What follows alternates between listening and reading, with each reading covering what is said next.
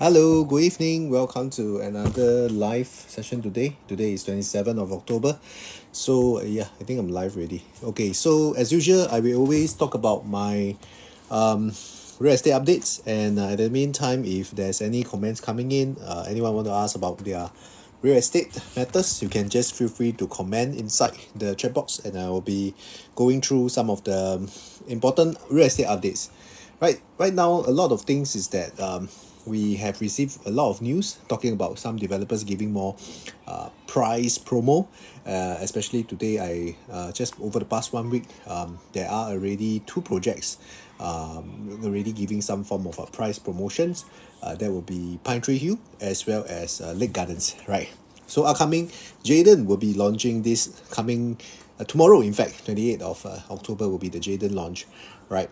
They have already put it up very, very huge on the newspaper. Pricing is very attractive at 2001 per square feet onwards, right? Likely 2001 per square feet is going to be for the bigger units like the 4 bedroom type.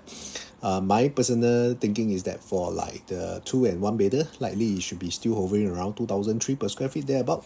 So for people who are interested in that particular project, yeah, please feel free to PM me. There's still booking by appointments. You can just drop me a note if you want to book an appointment to see the show flat. Check out the show gallery, right? So the market has indeed turned a little bit softer. In fact, just today, the flash estimate came out to be that the whole of 20 September condo resale volume drops 18.4%, while the prices still climb upwards at 0.8%. Okay, so it comes down to the fact that a lot of owners, they are still have strong holding power, so they either don't want to sell it at a low price, they hold firm at their price, and at the same time the buyers are not coming in at chasing higher and higher price. So we are in this a situation whereby it's a bit like the tug of war. Buyers, they are holding back because of various reasons. For example, high interest rate, the ongoing war between Israel and Palestine, and then retrenchment is also ongoing. In fact, I just read the news a couple of days back. Retrenchment numbers has been up. So there's a lot of uncertainty in the market. Some buyers are actually holding back and probably not as optimistic. So I will think that if let's say the demand persists on, we will see that developers who are more price sensitive, they will try their best to clear stock. They will probably launch more price promotion, incentive and whatnot. So Lake Garden, Pine Tree Hill is one of the first few that has already announced that they are having some kind of a discount, some kind of promotions off their existing price, right? So the whole of condo volume drop in the month of September. The volume drop is quite significant. Yes, I understand that it's also a Chinese ghost month, but seasonal drop is not really that high because we are talking about 18.4% drop. It's actually quite a drastic drop, because if you're talking about volume of 18.4%, right, it means to say if let's say last time there is 100 buyers, then now we are only having minus 18 is how much? 18 it's 82, right? So they're about. So we can see that the buyers are finding it harder and harder to come into the market, and hence we will see a slower demand, a slowing demand, right? Hopefully there will be some big changes soon, right? For many property agents who are still out there hyping up the market or trying to say that no, everything is going well, then I would say that they are just trying to, it's like an ostrich lah. They are just trying to put their head into the sand, right, pretending that everything is fine, but in fact it's not really, because the volume is one of the very significant thing that we always assess the strength of the demand of the market, right? If the volume is low, prices is not going high as quickly as last time, then we know that the buying demand is getting weaker already, right? And also we are approaching the year end, quarter four. In the past, if you're talking about like COVID, yes, everybody's stuck in Singapore, they can't travel, so probably the buying demand is still there. But we are already post-COVID, it's back to normal, people are traveling, So quarter four is the usual holiday season. The parents bringing their kids overseas and whatnot. People start to try to relax a little bit. Really, they are not probably trying to stress out about big or serious matters like housing and whatnot. So we are seeing the situation, right? Condo resale prices, yes, continue to rise for the second straight month. However, volume has dropped 18.4%. Right, for those people who are interested to check out all these news and all that, right, you can always feel free to join the Telegram. I will drop the Telegram link later on, right? If not, you can just PM me or WhatsApp me. Then I will send you the Telegram. So sometimes I will put some of the things that the data, the visuals, infographics, and whatnot inside the Telegram so that you can take reference from there, right? So, in other news, right, the GCB has also dropped in terms of the rental, right? Talking about because of the money laundering cases, right? So I'm not really into the space, but this is extracted from the newspaper. It's much quieter at the top end of GCBs. There is those monthly rental of 100,000 and above. Tenants who have the kind of budget are not really in the market at this moment, right? Because of the very high profile money laundering case, right? People are getting scared coming into the market. In fact, I have heard from other of my agents' friends, some of my other real estate colleagues, right? They are talking about their buyers, right, trying to buy high ticket item, and there's really a lot of background check coming from the banks, coming from the lawyer and all that. So until at the point of time that it becomes so difficult for the buyers to buy, right, they might as well back out. They might as well take a breather. They take a pause in the market. They might as well don't buy. So that is the situation now happening in the higher market in terms of sale, in terms of rental. The good class bungalow rental has been dropping following the money laundering case, and the prices of such cases, or the prices of such high ticket GCBs, right, is also not performing as well, right? So that's the big news lah. The big news is talking about the resale condo market in September has suffered a dip, and it's not a small dip. It's really quite a significant dip, right? In another news, High Trade Center up for sale again at the lower price of 748 million, right? If you know where this particular building is, it is very well located, just right adjacent to the Clarke Quay MRT. So the reason why this building, right, is motivated to do en bloc is also partly because it is sitting on a 99-year lease, right? Located on the One North Bridge Road, right, relaunch for a second time at 748,000 reserve price, 6.5% lower than the previous 800 million reserve when it was first launched during the mid of 2020, that is the COVID period. So the owners have already reduced price, right, by close to 50 million, right? Currently is zoned for commercial space, right? So if let's say there's any developer who is interested into this area, they could possibly be interested to buy in for redevelopment, right? This is actually sitting on a very prime site, right? Of course, they also need to pay a fee to government for the lease top up and whatnot. So the last significant office space that is introduced over in that vicinity we can take reference from will be the Havelock 2. Havelock 2 also have some officer space over there. So you can check out how much per square feet they are transacting over there, as well as the rental price. Then we can understand what kind of what sort of price range that it will be at in terms of the price over there. Right.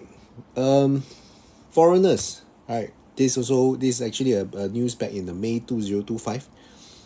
Foreigners, right? They are suffering, so-called suffering, from a higher price point of 60% ABSD. If you do know that the latest measure, right, it will choke up the supply of prime freehold collective sales. This is article launched back in May 25th May 2023. Why am I bringing up this news article again, right? Is also partly because if you look at the whole of prime district area 9, 10, 11, right, there isn't any much upcoming supply anymore, right? After the Watten House is being launched, by the way, Watten House is really very atas, very it's a very high class project. For those people who have interested to take a look on this as well, please feel free to text me or drop me a note, right?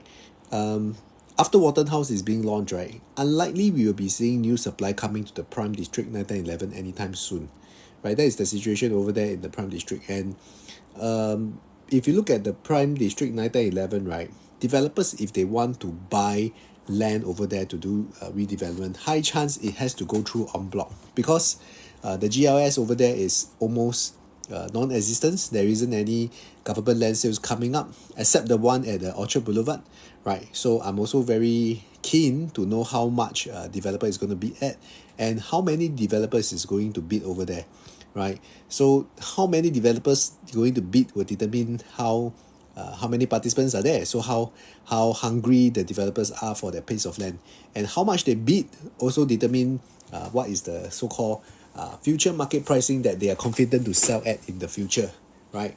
So that will be a good sensing of how developer perceive the market in terms of the prime market segment, as well as that piece of the particular piece of land, right? Jungle Boy, hello. Takes on Jaden launch tomorrow.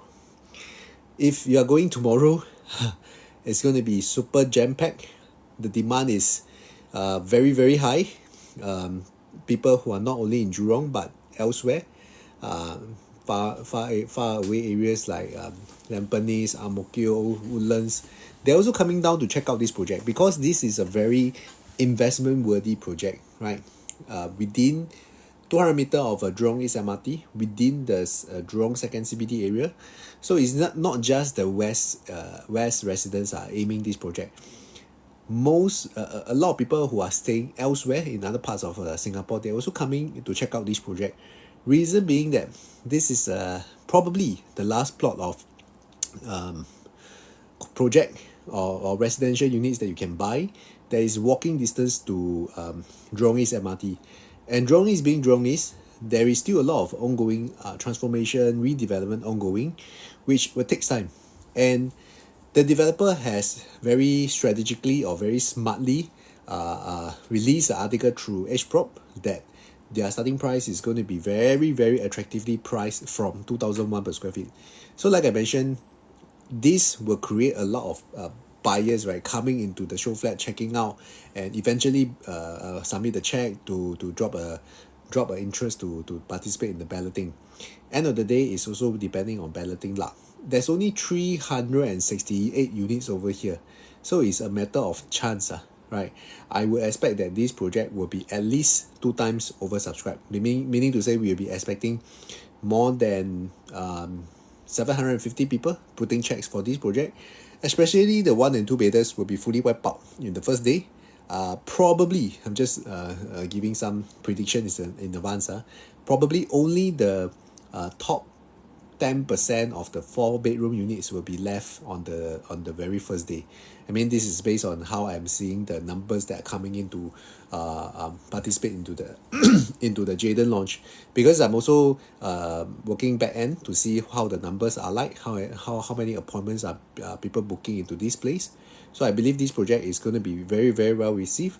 Again, it depends on how much the developer is going to price at on the very launch day, 11/11. So 11/11, if let's say the developer starts to turn greedy, for example, they try to price the unit high, if the savvy buyers start to sense that, hey, it's not so worthy to buy, they may just walk away, right? Nearby, the nearest competition, which is Lake Garden, right, Wing Tai has already released some units that is up for price promotion. They are giving some incentives, some promotions, price discounts.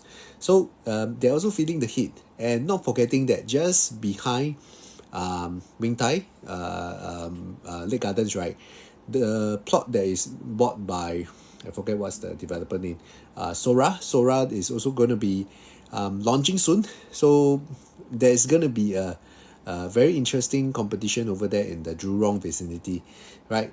Back then, if you look at the past 20 years, all the projects are slowly launched back to back, in the sense whereby they are paced out quite healthily.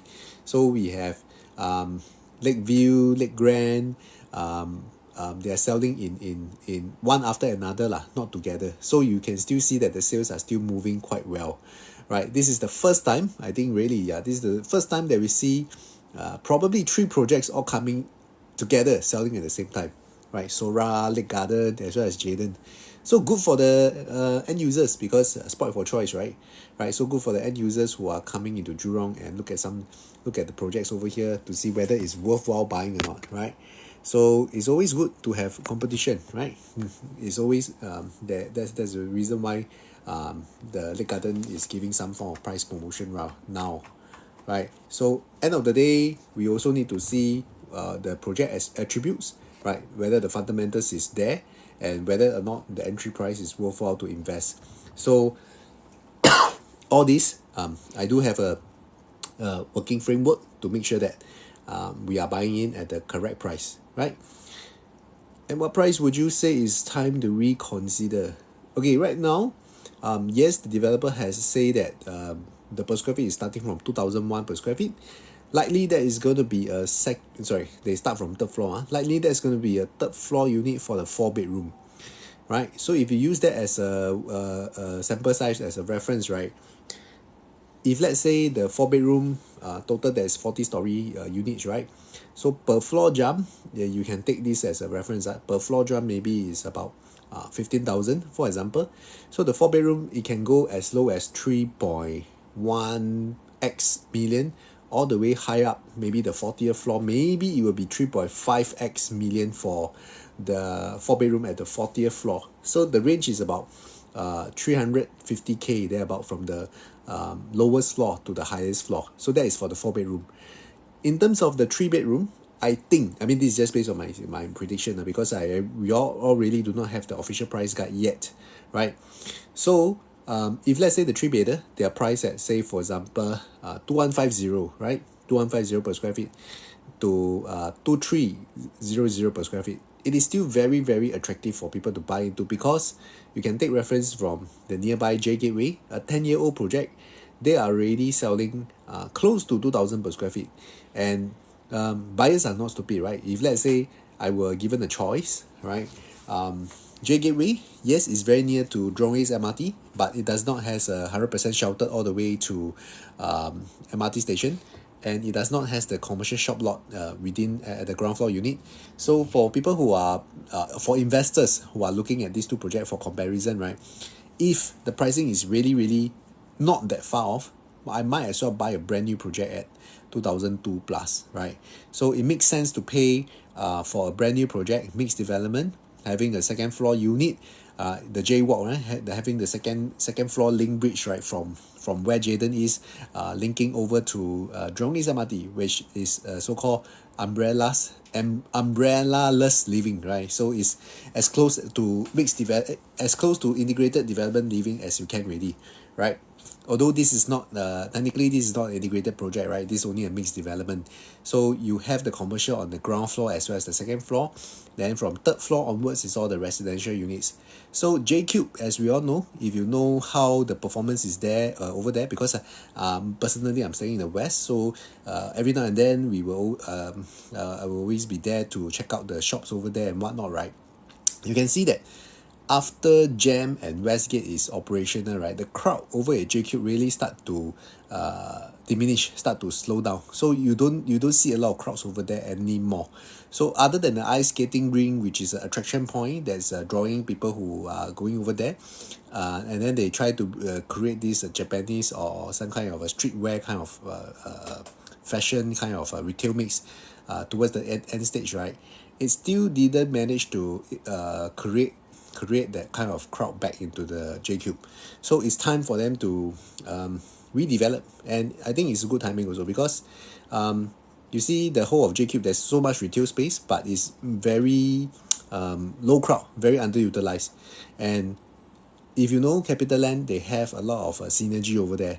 IM is belonging to them, Westgate is belonging to them, and J-Cube is also belonging to them. So they used to have this shuttle bus that will help to ferry people from IM to J-Cube, right? So even that, right, didn't help. By the way, J-Walk, that means the link bridge, J-Walk, the link bridge that is connecting I would say most of the buildings in within 200 meters of a Jurong East MRT is owned by CapitaLand also. So hopefully the three plots of the master, there is this white site, three plots, plot 1, 2, 3, that three, hopefully that three plot of master plan development, right? Hopefully I really hope that CapitaLand will win the bid lah, right? Because it's under the concept planning, whereby the developers not only have to propose the price, they also have to submit a concept proposal to the government to make sure that it is something that they are able to approve to launch, right? So hopefully CapitaLand wins it again, because that will means that they will be controlling the prices over there, right? And there's going to be more influence there. There's going to be not more synergy that they can do it over there, right? This is my personal preference lah. I hope that CapitaLand, which is the king of retail mall development, right? I hope that they will be able to secure it, and then make Jurong more vibrant, right? Hello. Any thoughts on Hill Haven? Hill Haven is by what's that developer again? I think it's by Far East, right? It's over at Hillview area. Likely it's going to be at launch at 2003 2004 per square feet range as well, judging from their land purchase price. Because you look at the whole of West region, right, there's really too many choices that buyers can buy into, right? Just on the West area or West region alone, right, we have Arden, Mies, Pine Tree Hill, Reserve, Jayden, Lake Garden. What else is there? West area. I remember I counted quite a number that is more than 5. So just within the West region alone, right, there's really a lot of choices that buyers can choose from. So with the introduction of Hill Haven, right, that will only increase the competition over there. And hopefully it will take time for it to absorb. You see, one more, Botany, but till now, right, also haven't fully sold. And Botany, the price, I think, is still very attractive for people to go into right now, right? So we have total how many? 7 units I count, right? 7, yeah. Mies, Botany, Hill Haven, Arden, Lake Garden, not forgetting Sora also coming out. So just based on the West region itself, right, there's so many potential supply that's coming up. And not forgetting that Pine Grove, Pasir B is also coming up. I think the bidding is going to be confirming soon already. Personally, I hope that UOL will submit a defensive bid, because if let's say they don't do it, the first batch of the buyers who bought Pine Tree Hill, right, is going to hopefully they will do some price protection, right? 1+1 Riverfront or Florence better for bachelor own stay? It really depends on your own preference, right? So personally I would like Florence because the vibe there is much better. That's my own personal preference, right? If you look at just based on location alone, right, Riverfront is not exactly near to Hougang MRT. Is still quite a distance from there, right? It's not really walking distance to the Hougang MRT, right? Yes, Hougang is next time there's going to be an interchange coming up with the Cross Island Line and all that. So there's going to be more improvement coming to Hougang. The entry price for Riverfront is low, yes, but just talk about location itself, right? Personally, I would prefer Florence. Reason being, the amenities there is more established. If you look at the Coven crowd, wow, I'm a foodie myself. You go there. I think now is a supper crowd. Late night you go and check out the rows of shop houses over there. Punggol nasi lemak, the Teochew muih, the Teochew porridge, all that. Wow, it's very famous. It's a lot of crowd over there one, right? So if I'm a bachelor, then Florence will be a better or nicer place for me lah. That's for me lah, right? So talking about just now, talking about so many supply coming out, right? Pine Tree Hill is also introducing some kind of price promotion. I think for selected units only. They're running some limited time only selected units only for these two projects, which is Lake Garden as well as Pine Tree Hill.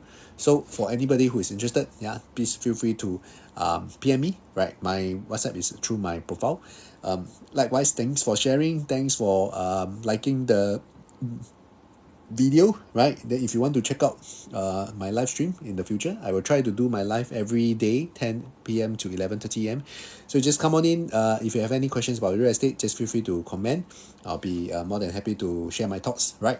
And do like and follow so that when I go live, you'll be notified, right? So right now, I am sharing earlier on that the whole of a real estate market, right, is towards a slower season, right? And we are seeing that the situation now that the market now is, right, it's towards a tug of war, right? Sellers and buyers are moving into the tug of war situation, right? Seller want to sell high, buyer is not so willing to go in high, right? So there's some tug of war situation. That's the reason why volume is dropping. Xiao Fei Fei, hello, hello. What's your thoughts on EC now? It's at all-time high. Everything is at all-time high right now. So if you look at it, EC is always a benchmark. If you compare it, new EC, that means new project EC versus new project condo, you're always buying at a discounted price for EC. So in a way, why we always say that EC is sure win is because you are already entering at a much discounted rate as compared to others. So next time when you sell, there is a high probability that you will be able to see profit jump. I say price jump lah, profit jump lah. The reason is because, like for example, I use the most recent one, Altura as example. Altura over at Bukit Batok West Avenue 5 at West Avenue 8, that area, is launched by Qing Jian. Average price point, people are buying at 1,450 per square feet. But the nearest competition that I can find in the West region, right, is the Mist. The Mist is already selling close to 2,000 per square feet. So just imagine, 3 years later or 4 years later, when the first batch of owners who buy the Mist, right, they want to exit, they want to sell upon TOP, right? If they buy at average about 2,000 per square feet, how much they're going to sell? I would say they will be looking at about at least 2,250 per square feet to 2,300 per square feet. So if 3 to 4 years later, which is 2027, 2028, the Mist is going to be selling at 2,003 per square feet, and you are buying Altura at 1,450 per square feet. It's a steal. It's a no-brainer, right? And the thing is that for EC is really for the privilege. It's only Singaporeans, people who are eligible because of income cap, because of a lot of strict measures. Then only the few people that is privileged to buy, can qualify to buy, can go and buy lah. Then imagine when come 20 plus another 9 years lah, because 4 years of construction plus 5 years MOP from now, 2031 for example, 2031, how much the Mist is going to be selling at, right? Probably plus a little bit of more upside, maybe about 2004 per square feet, right? The Mist, I'm comparing with the Mist, right? If the Mist is selling at 2004 per square feet, what makes you think that Altura cannot sell at least 1,009 per square feet, right? 1,009 per square feet is, I think, will be very achievable by 2031.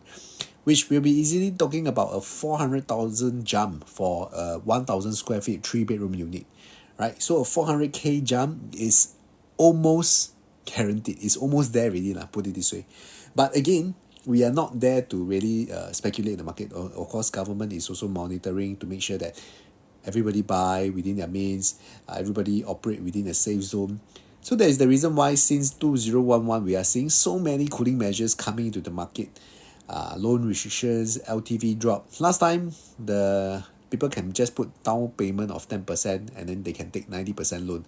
But such times are already over, right? Now we have to do 25% down, right? In order to buy, take a full loan of maximum 75% loan.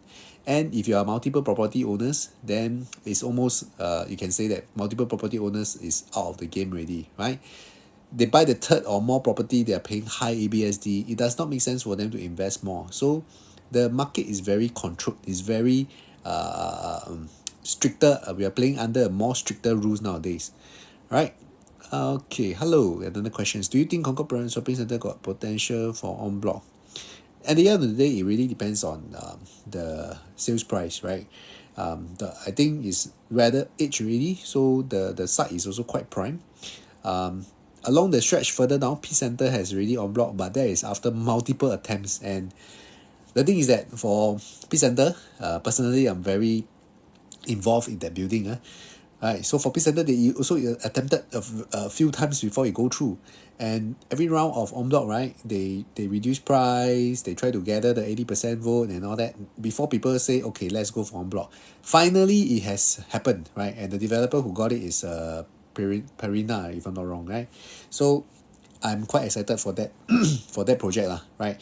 Hopefully the developer launch at a sweet price, target below 3,000 per square feet, then I think it's worth something to look at, because mixed development in the central region, with good units, right? Potential is there. For Concord Shopping Centre, I think it really depends on the owners over there, right? Personally, are you an owner over there, right? If you are, then you can check out whether is there anybody forming the en bloc committee, is there any talks about people collecting the votes to do en bloc, right? I'm not very sure, or I never follow this particular building. The nearby vicinity, there's some en blocs ongoing as well. I think in the middle road, there's another commercial building also got en bloc recently. So the en bloc is usually happen why? Because people start to find it, they are not motivated to pay for upgrading, because we got to understand that as the buildings age, this applies to not only commercial, it also applies to condo. So as the building age, right, the owners over there, they say that, hey, I don't want to pay more and more maintenance fee already. I don't want to increase my sinking fund and whatnot. Then the whole common area, right, start to worsen, right? The conditions start to look not so nice. Then the tenants will stop coming in, because, for example, if let's say you stay in a condo, the common corridor, the lift, the staircase, the common property, the common area is not properly upkeep, right? Then the tenant also feel like no point of paying so much to stay in the old project. So if you stay in the old project, then they would discount the price, right? They would probably don't want to pay as high, right? Then if the renters start to drop, investors who are holding on to the units over there, they will also want to increase the rental yield, right? They will just say that, what for I keep increasing maintenance fee, just to spruce up the place. If they find no point to do improvement work to value add in the condo anymore, that is when we will start to see the whole condo start to become worsen and worsen. When we have less motivated owners getting involved with upkeeping the overall property, that is where that some of them, they may have entertained the idea of getting en bloc already, right? For example, the lift spoil, they don't want to upgrade. The gym looks like from the horror movie. The gym looks like in their from the 80s or 90s. The swimming pool poorly maintained and all that. Then if the tenants are not coming in, the end users are not coming in, the value will drop. Then once the value drop, en bloc will starts to their people will be starting to stir already lah. They will start to stir the nest already. Hey, let's talk about en bloc. Hey, our development is starting to get old already and whatnot. So that's where there's chance, right? That's how the one at Lakeside Tower, Yuan Ching Road, right? The two projects got en bloc, right? The owners are making good money over there based on the market value price and all that lah. Right, another question. Does Bidadari New Township MOP bring up the values of D13? Of course, because we have to understand that HDB upgraders is a very important group of people. The HDB upgraders, especially those people who bought direct from BTO, right? They are sitting on a guaranteed amount of profit over there. I call it Akong money lah, right? The first pot of money that the government give you is through your BTO, right? If you're getting a 4-room BTO over there in Bidadari Estate, Woodleigh area, I will say that you will see a profit jump of about 300,000 to 400,000. So with that, right, it will form your down payment plus your own savings. It will form your down payment for your next condo upgrade. Right, for example, if let's say after selling my 4-room HDB plus my own savings, if let's say the funds on hand I have is about 600,000, that can allow me to buy a 3-bedroom of around 1.9 million, 2 million thereabout. So this batch of people, if let's say they will want to upgrade within the same area because their kids are still studying in the nearby area, right? They will have to look at the surrounding projects, like for example Trevor, for example Park Colonial, Woodleigh Residences, right? Even the Potong Pasir one like Poise and all that. So they will create demand for the nearby vicinity as well. That is for sure. So whenever you look at a project, whether or not you have exit potential, right? One important factor you can also look at is the HDB upgraders. Is there potential HDB upgraders in the nearby vicinity to help to buy your condo next time you want to sell? So that is one of the key things that you have to look at as well. Hello, welcome. Yeah. So that is how I look at it. If let's say if today you can identify where is a very large pool of HDB upgraders are at, and you know how to spot condos which has upside opportunity, right? Then you can just buy typically it's a 3 bedroom lah. Okay, my 3 bedroom the layout, right, just a very brief one. If possible, if you are looking for yourself or you are looking for investment purpose, if possible, if you're buying a resale condo 3 bedroom, right, please go and buy something that at least the common bedroom you are able to fit in a queen size bed, right? That is the bare minimum. The common room must be able to fit in queen size bed, your kitchen, preferably an enclosed kitchen that has a separate window for ventilation purpose, and plus a yard area, plus a utility room to house your domestic helper. That will be the most ideal layout that HDB upgraders are aiming at. We have to understand that HDB upgraders, they are used to having a laundry area, right? They want to 晾衣服 they want to 晒衣服 they want to put where their laundry, they want to dry their clothes, so to speak. So if let's say you do not have this yard area, right, some of the HDB owners, they cannot accept. They say, oh, I don't want to put my laundry at the balcony area, it feels very weird. So some people, they would pay more to have that yard space behind their kitchen, so that is for their laundry needs. And of course, if let's say family with young kids, if let's say both the husband and the wife are working, most likely they will need to have a live-in maid, they will need to have a domestic helper. Then the utility room will come as an extra bed space or space area for your domestic helper, right? Another question. Based on analysis, Central Region, no other major new township other than Bidadari D13 the best? Central Region is quite big. If you're talking about District 13, it's the rest of Central Region already. In Central Region, there's a lot of areas to cover, right? So major new township, you're talking about Bayshore is coming up, right? Bayshore is going to be a interesting one. The plot of land, there's going to be new PTO coming up, right? The total, there's going to be about 10,000 units. I read on the news, 10,000 units coming out. 3,000 will be condo, 7,000 will be BTO, right? So that will be another new township over in prime area, right? What else is there? Tanglin Hawk also going through some kind of mini rejuvenation. I saw it in the news as well. Tanglin Hawk is also going through another mini transformation, but that site is not that big lah. Bayshore, that plot is bigger. Right, Bayshore, that plot, I think there's going to be 2 schools, 7,000 HDBs, 3,000 condos. Right, private lah. Private is condos lah. Right. So if you are aiming for this kind of areas to stay in, if you are buying BTO, then just make sure that you have the timeline. Bear in mind the timeline. There's no right and wrong answer towards that. But 10 years, personally, I don't like to be tied down for so long, because a lot of people are already complaining that the 5 years MOP is very long. But with this plus and prime is 10 years. 10 years can change a lot.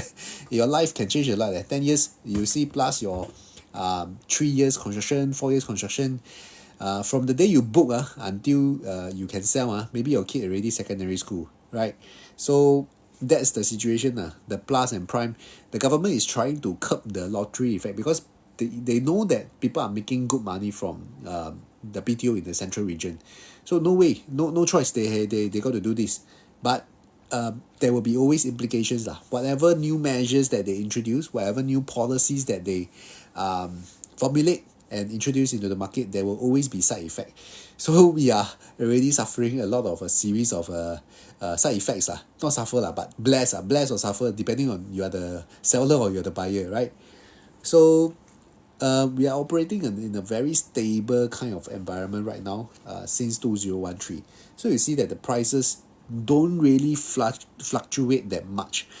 if compared to the early 2000s to 2010s, right? So when I do my data research and all that, right, we have to bear in mind that what kind of policies, what kind of measure has been uh, put in place into the market. So we know that buyers and sellers, they are operating on a different kind of operating environment, different kind of loan restriction, different kind of buying demand, different kind of population, people, different kind of income growth. So we have to take all this in mind. We cannot just say that, oh, this project performed very well last time, because last time people, they buy in the early 2000, very cheap. But you have to understand what kind of environment are they buying into, right? Upcoming new central site or new township all have prime. Yes, correct. Next year onwards, BTO all will, yeah, they will all classify under plus or prime. So if you're buying the BTO, yeah lah, good luck to you.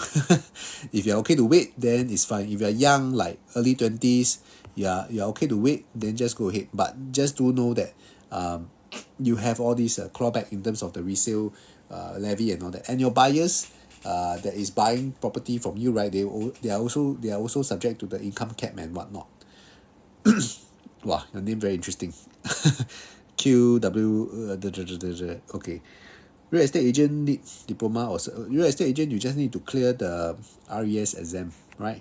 So for RES, I think right now, as long as you are Singaporean or PR, and then you have 4 O-level passes, one of them is English, right? Then you need to sit through the RES exam, right? The RES exam is very difficult nowadays. The passing rate is very low, right? Then you can clear the exam and then join one of the agency lah, right? So that is how you become a real estate agent, right? And it's a competitive but yet rewarding environment in a career. A lot of new agents, they come into the market, they cannot survive is because of failing to adapt to change. Maybe I just do a short sharing in terms of real estate as a career, right? A lot of times they come into the market, they do not know that everything is on our own, right? We really need to be self-disciplined to do the things that is required daily, make the necessary phone calls, do that necessary exposure, outreach, talking to people. Every day we are doing basically the same thing, which is putting ourselves out there, making ourselves known, right? Making sure that we have some homes to be listed up for sale. We have some buyers to work on to assist them to buy their next property, or we are helping some of the sellers to sell away their existing property, right? Of which we are making a cut, we are making a right? With a service fee, so to speak, right? And then from there, of course, we value add by our insights and our experience over here, right? To make sure that they are making the most right decision. There's no perfect decision, but at least with our knowledge, with our market skill set and knowledge about what's going on, we will guide them to make the most right decision at that point of time. We recommend call Central Region or District 13, which is the same price as CCR with the push of this. Is it the same price? We're talking about per square feet, District 13 and the core Central Region. It depends on which project also. Because if let's say, for example, you are comparing old project in District 13 versus a new project in CCR, then obviously, you know, we have to see what are the projects that you are comparing with. Specifically what bedroom type also. Not just the district level, not just the area, we have to compare project, not just the project, we also need to compare the unit mix, the layout, right? Because different area we are aiming different kind of demographic over there. Maybe I just use a prime CCR as an example to talk about. If today I am looking at, for example, say Midtown Modern, Midtown Bay, the area you know is high investment area. That means there's going to be a lot of investors going over there, right? The own stay one probably not as much. Even the 3-bedder and all that, the lower entry price one, they will still be the interest is still pretty much coming from the investors, right? The investors are buying up the units over there, right? And then they buy to rent it out, they buy to make money, obviously, right, through rental as well as capital upside. So we have to know what are the buyers background as well, right? Are they mostly locals or are they foreigners? Sad to say, the demand from foreigners is going to be all-time low for quite some time lah, because the fact of the matter is that with that 60% ABSD, right, it's not that the rich foreigners cannot pay, but they you know, they also got ego lah. I say, oh, your government don't welcome us. Your government put so high tax. Then, what for? I want to pay. If I buy a 1 million property, I'm paying 600,000. If I buy a 3 million property, I'm paying 18. It's correct or not? 1.8 million. Yeah, 1.8 million. Right. In terms of government tax. Oh, the government, you know, so there's a very long queue in ICA right now. A lot of foreigners who are staying over here. If they can qualify to get a PR, I would strongly encourage those people. If let's say you are one of the foreigners watching this video right now, you can have a chance to quickly get the PR. Please faster do. In fact, I was speaking to one of these client a few weeks back. She was telling me that she's enjoying the expats package lah. So the company is giving some good expat package to her. So she felt there is a bit of a reluctance to convert herself into PR, because once she convert into PR, right, then she will lose the expat package. But then again, she's also sick and tired of paying the rental, because the rental that she's paying is really a lot. That is telling her that, hey, if you are planning to stay in Singapore for long term, if you are seeing that this is going to be a base for yourself, for you and your family, then just, pull the trigger, buy a property, right? After you convert into PR, the first property that you pay as a PR is only 5%, right? In comparison to years and years of rental that is going to pay, right? Rental you pay is 100% expense. You pay is gone, right? You're basically helping the landlord to service the monthly installment. That's about it. I mean, as bad as it sounds, is true, right? So the thing is that if let's say you are your own owner, you pay your own monthly installment, a portion of it goes to your interest, a portion of it goes to the principal, right? So I would say that if let's say you are ready to buy a property in Singapore, then go for it. With the lack of investors, sounds like Bugis may not perform as well as the 319 RCR, the bidadari. Depends on what unit you are aiming. Like I said again, if you're aiming one bedder, two bedder, let's just talk about two bedder. Then you have to compare project to project. What project are you comparing in Bugis? What project are you comparing in District 13? So we just use for example, Bugis and Bidadari, dual and dual residences and Park Colonial, for example, 2-bedroom. Then we have to see what are the numbers, looking at what is the rental yield, what is the rental demand, the transaction, the volume, how much the average per square feet the 2-bedroom is pricing at now, and where are the demands coming from. If let's say I am a investor that's focusing on rental yield, a 2-bedroom, then probably I will be buying a dual residences, right? Because I do know that the rental yield over there is very strong, and of course with the Midtown Model, Midtown Bay coming up, there's going to be very obvious comparison, right? People who are comparing, tenants over there, they are also comparing around, how much rental I pay, the size I'm going to get, what kind of facility this project is having, what kind of neighbors I'm staying this project with, right? We are human. We somewhat tend to want to stay with people that are similar to us. Like for example, today I'm a local family profile, right? I have 2 kids. I will stay in the neighborhood that is also somewhat the same profile as me lah. Local family, right? Going for schools, right? So if you put my type of buyer, that means me, if you put me into CBD, right?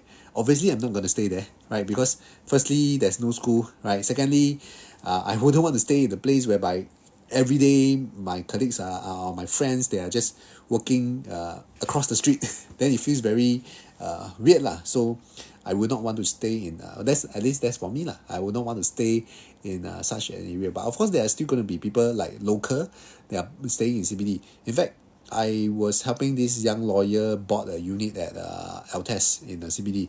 So buying for own stay. So this young lawyer, right? He wants a property that is just super close within his workplace. At the same time, he wants something that is decent size, right? So that's why eventually he bought Altes lah, which is I think he's still staying there right now. Right, so it really depends on what kind of projects you are comparing into. There are different factors that you have to take into consideration. Also, importantly, the entry price. End of the day is about price lah. If let's say there's always this people talking about freehold versus leasehold, but again, it's about price. If let's say today I can let you buy everything else the same, the project size, the location, the attributes, everything the same. If I can let you buy a freehold at the same price as the next door leasehold, why not? I'm obviously I will buy the freehold property, right? But if let's say but the fact of the matter is that if you today you go and check out why people are comparing is because like for example I give you Kovan area, some of these so-called Serangoon Kovan, some of these freehold, right, they are those like for example smaller apartment, so there's really a lack of volume over there. So that's the tricky part, right? So why people are hesitant to buy into smaller apartments is because they know that if let's say they want to exit next time, right, they are also finding it very hard to price it accurately, because fact of the matter is that we are freehold, we want to price high, we want to price higher than we bought last time.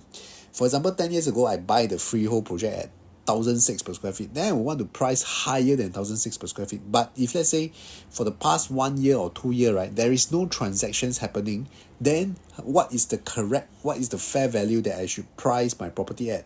At the same time, when the buyer come and buy the property, right, they are also taking reference from the recent transaction as a benchmark to see how much I should pay for, right? So the tricky part is over there, whereby people are scratching their head what is the so-called correct value to buy.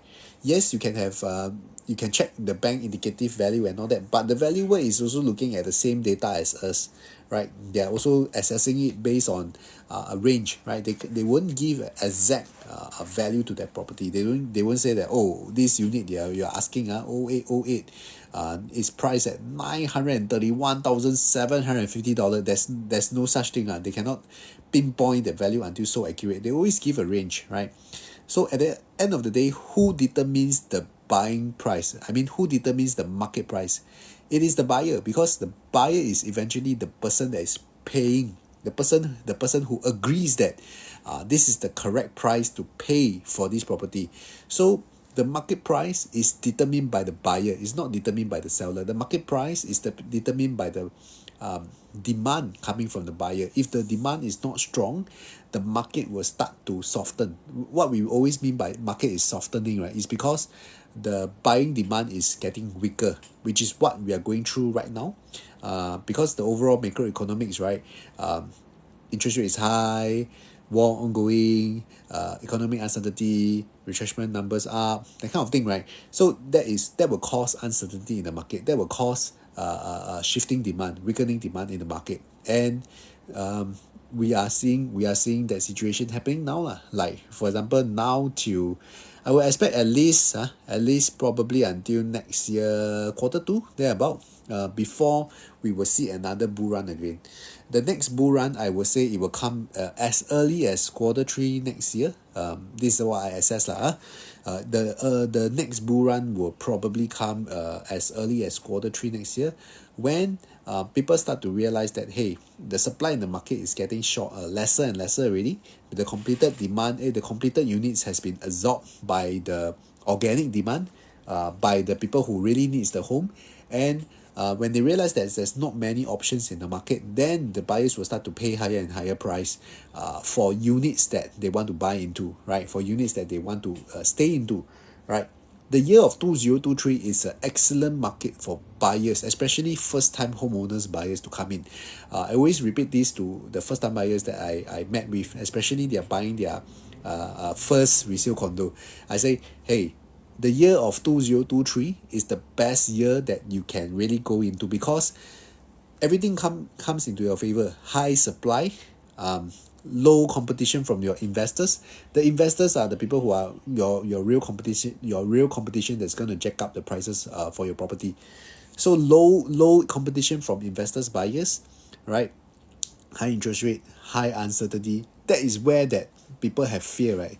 Then we always use the thing that Warren Buffett say lah. When fear is high, you got to be greedy. When greed is high, you got to be fearful, right? So somewhat it works. It has that sense of logic over there.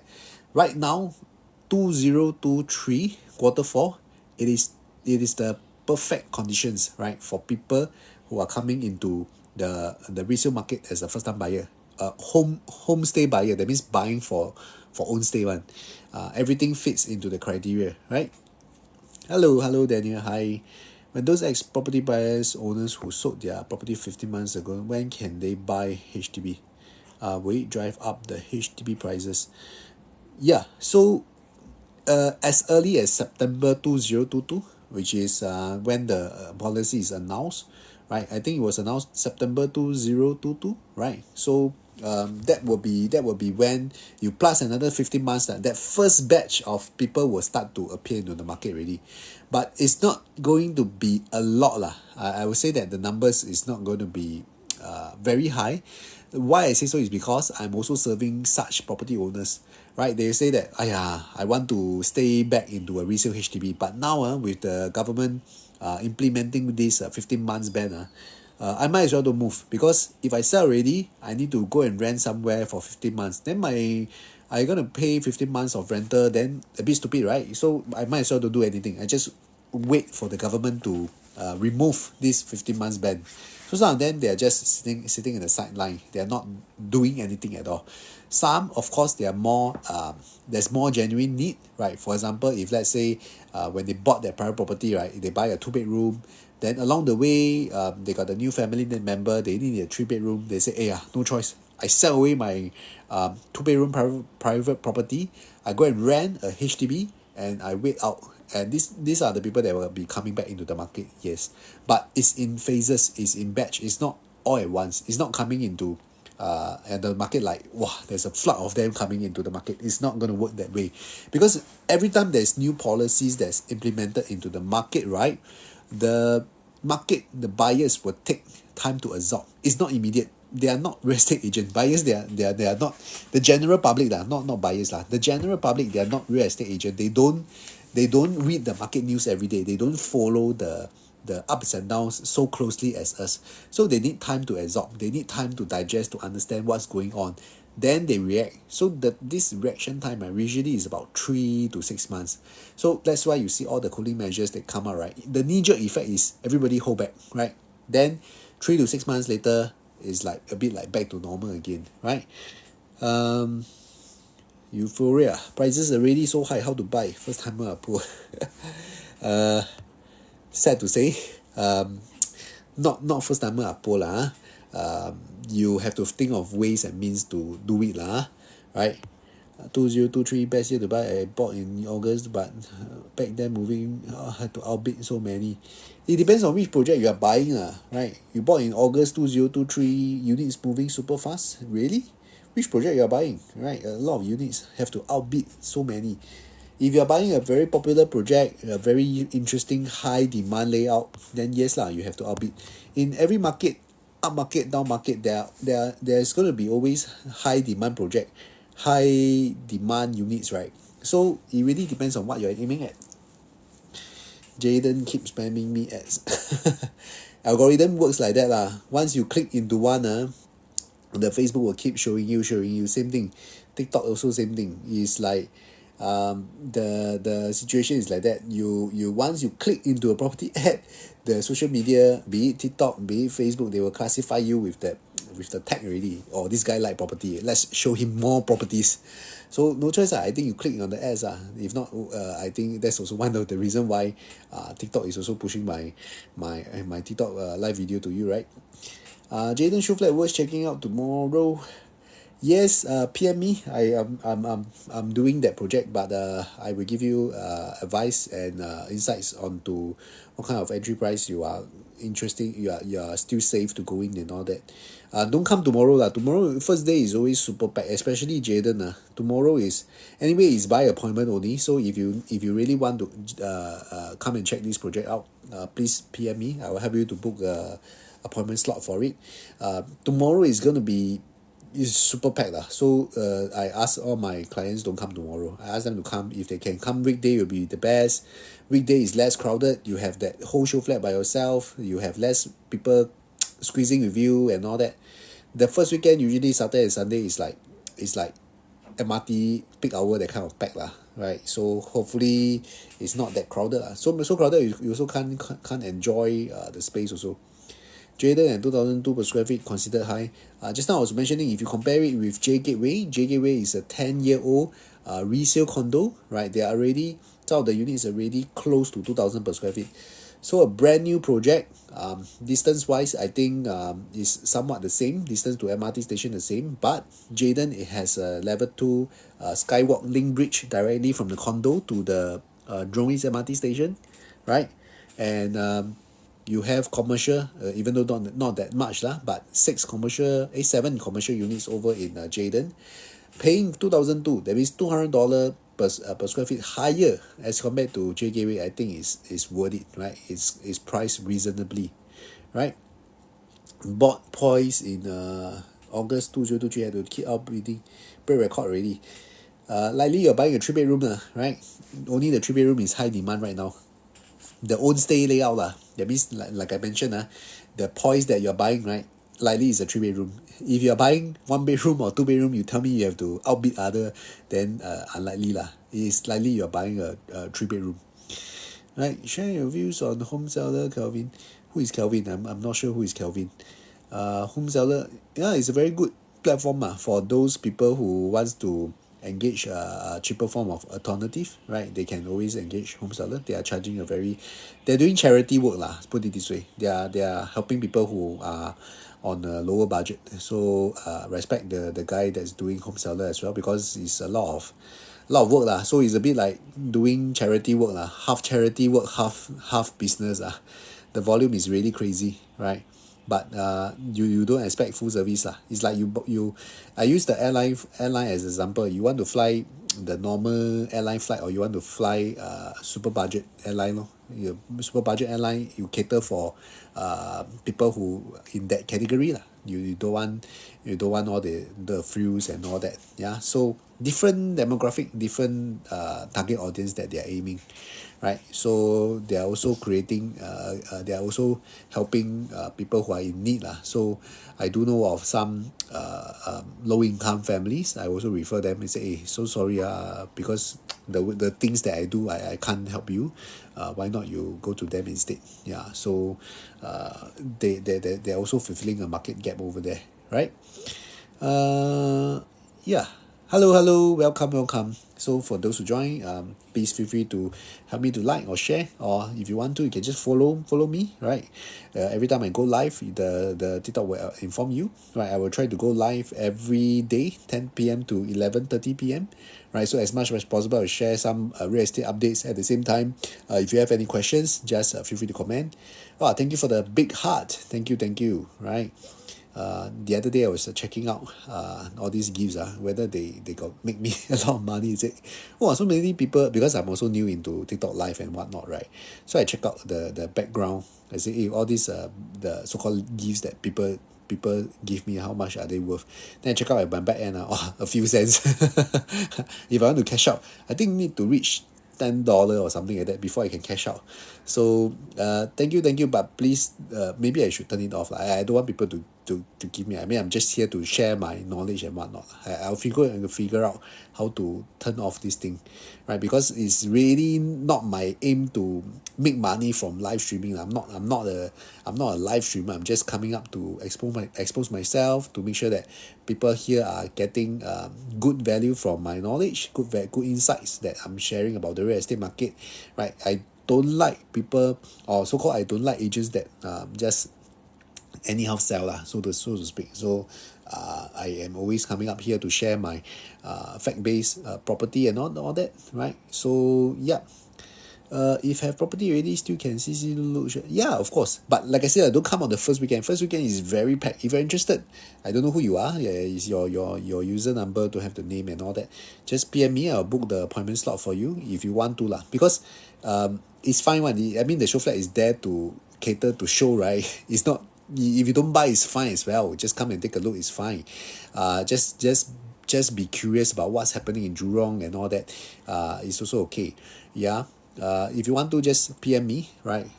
Preferably if you really can, just come during the weekdays. Weekdays, I think you have a more pleasant experience, right? If you come in during the weekends, I think it's like crazy, right?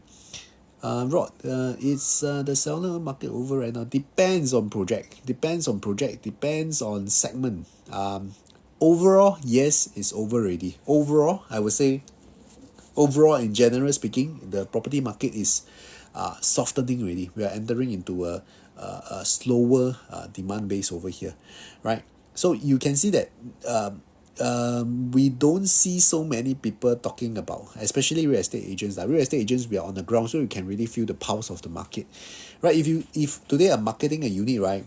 If the unit can be sold within 1 week, then I know that wow, demand is freaking high, very strong, right? Then the seller always want to chase record price, chase record price. But the market to chase record price is over already. I mean, depends on which unit you're holding. I'm just using as a general term. Don't quote me out of context, because what I'm saying is based on the general market kind of opinion, right? So some areas, right, you can see that the record price is no longer happening already. In fact, some particular projects, I am seeing that the price is dropping already. Resale condo, I'm talking about resale condo. In some projects, I'm already seeing that prices is dropping already, right? So it depends on how you are assessing the place, right? In the overall market. Got free flow food and drinks over there. I don't think got one night have Daniel, there is. I think got one night they are doing the consumer seminar and all that lah. So they got order in buffet and all that. I think it's 1st of November. If you're interested, just reach out to me, right? Even if you don't buy, it's fine. Just come, and I'm also happy to meet you in person, chit chat with you, right? I see you quite often in my live as well. So it's always good to catch up with you in person. Just have a casual chit chat, right? There's no obligation, right, to buy anything or whatnot. Just come and check out what's going on in Jurong, what's going on about Jaden, why people is so hyped up about it. Aaron, what's your take for Q4 private non-landed resale? I think you came into the live late, right? I was saying that the overall market, I'm just saying as a blanket statement, general, not in particular about which district, which project. General, the volume is dropping and the price is not increasing as much as the sellers like. There's always the sellers market, there's always the buyers market. Now, in certain areas, I am seeing that resale project, the price starts to dip already. So it's moving. We are already in the buyer's market lah. In general, we are already in the buyer's market. Put it this way, right? Roughly which month did you feel the market start softening? I think since Q2 this year, quarter 2 this year, is already feeling that the things start to shift already, right? Quarter 2 this year, the things start to don't move as fast already. Rob, is the HSR? Wow, this one you need to ask our neighbor Malaysia. You have to ask. The funny thing is that this one I try not to touch about politics, but the thing is, as a matter of fact, right? Singapore government, when they announce something, right, they say, okay, we are going to do Jurong CBD area. They are going to make it happen. They can say, oh, we are going to make Greater Southern Waterfront. They are going to make it happen. It's only fast or slow, but they are going to deliver. So there may be project delay, there may be obstacles along the way like COVID. So they will still, once they announce it in the public, they will make sure that it will happen. Like the MRT that we are seeing nowadays, Cross Island Line, Jurong Regional Line, Downtown Line, all these are many years of planning and all that. Then they make it happen. When they say it happened, it will happen. But the cannot control one is our friendly neighbor lah, right? So every few years, if let's say they change a new political party to be in charge, then the political party say, oh no, we're going to scrap away HSR, then we're going to restart all over lah. But the thing is, if you look at the detailed planning for the Jurong, right, they are still keeping that piece of land, right? Currently, based on what I'm seeing now, they are placing that piece of land as a park. That means as a greenery space. So the Singapore government also got foresight to say that, hey, there is still a very strong possibility that both countries will want the HSR to happen. So it really depends on when it's going to happen, right? And the government, they reserve that piece of land, currently is zoned as a linear park. So it's like a park lah. That means nothing is ongoing there. No building, no infrastructure works, nothing is going to be built over there except park space, except greenery space. So in the future, if the HSR is still on, then yes, that piece of park space is going to be where our HSR terminus is going to be at. And as you know lah, nearby we'll have all these hotel, meetings, events, conference, all these things will come as part of the package lah. So that will really help increase the economic activity of both countries. I really hope this thing will go through, because if that really go through, then both citizens of both countries will benefit, right? For us Singaporeans going to KL, going to Malaysia, right, we are going there for spending, right, for buying things, right? Then for people who are coming into Singapore, right, either for work, for business, right, then there's going to be more partnership, more cooperation, more things going on, right? So free food only on 1st November. Come and see property, don't just look at the food, Daniel. Is 2023 the peak of the market? Yes, 2023 is the peak of the market, right? It is already at the all-time high. Resale condo all-time high, resale HDB all-time high, new project all-time high. We are at the all-time high right now. Simei condo can buy. Which project are you referring to? Which Simei there's a few projects. Simei Green, Double Bay. Which one are you referring to? Maybe you can let me know in the comments. Right. Also, which bedroom type we are looking at. Right. Second CBD Jurong is were CDB whole lot get on block. What do you mean? Oh, you mean that it depends on the area lah. I think I am spotting some SIRS potential. HDB we call it SIRS lah. Huh? I'm spotting some SIRS potential area. So usually lah, this one side topic. This is just based on my personal observation. It is not the accurate way of looking or spotting SIRS potential HDB. SIRS potential HDB usually for the past 10 years the government stopped value adding already. Stop building things like shelter walkway, stop doing lift upgrading, stop doing HIP. Then there is a very huge car park space, open car park that is very underutilized in terms of the land. That is some of the telltale sign that this area is probably going to be SIRS potential lah, right? Of course, this is just a gauge. It's not a foolproof way of spotting SIRS HDB. 13 December, the condo downgraders are coming to grab the big HDB 来了.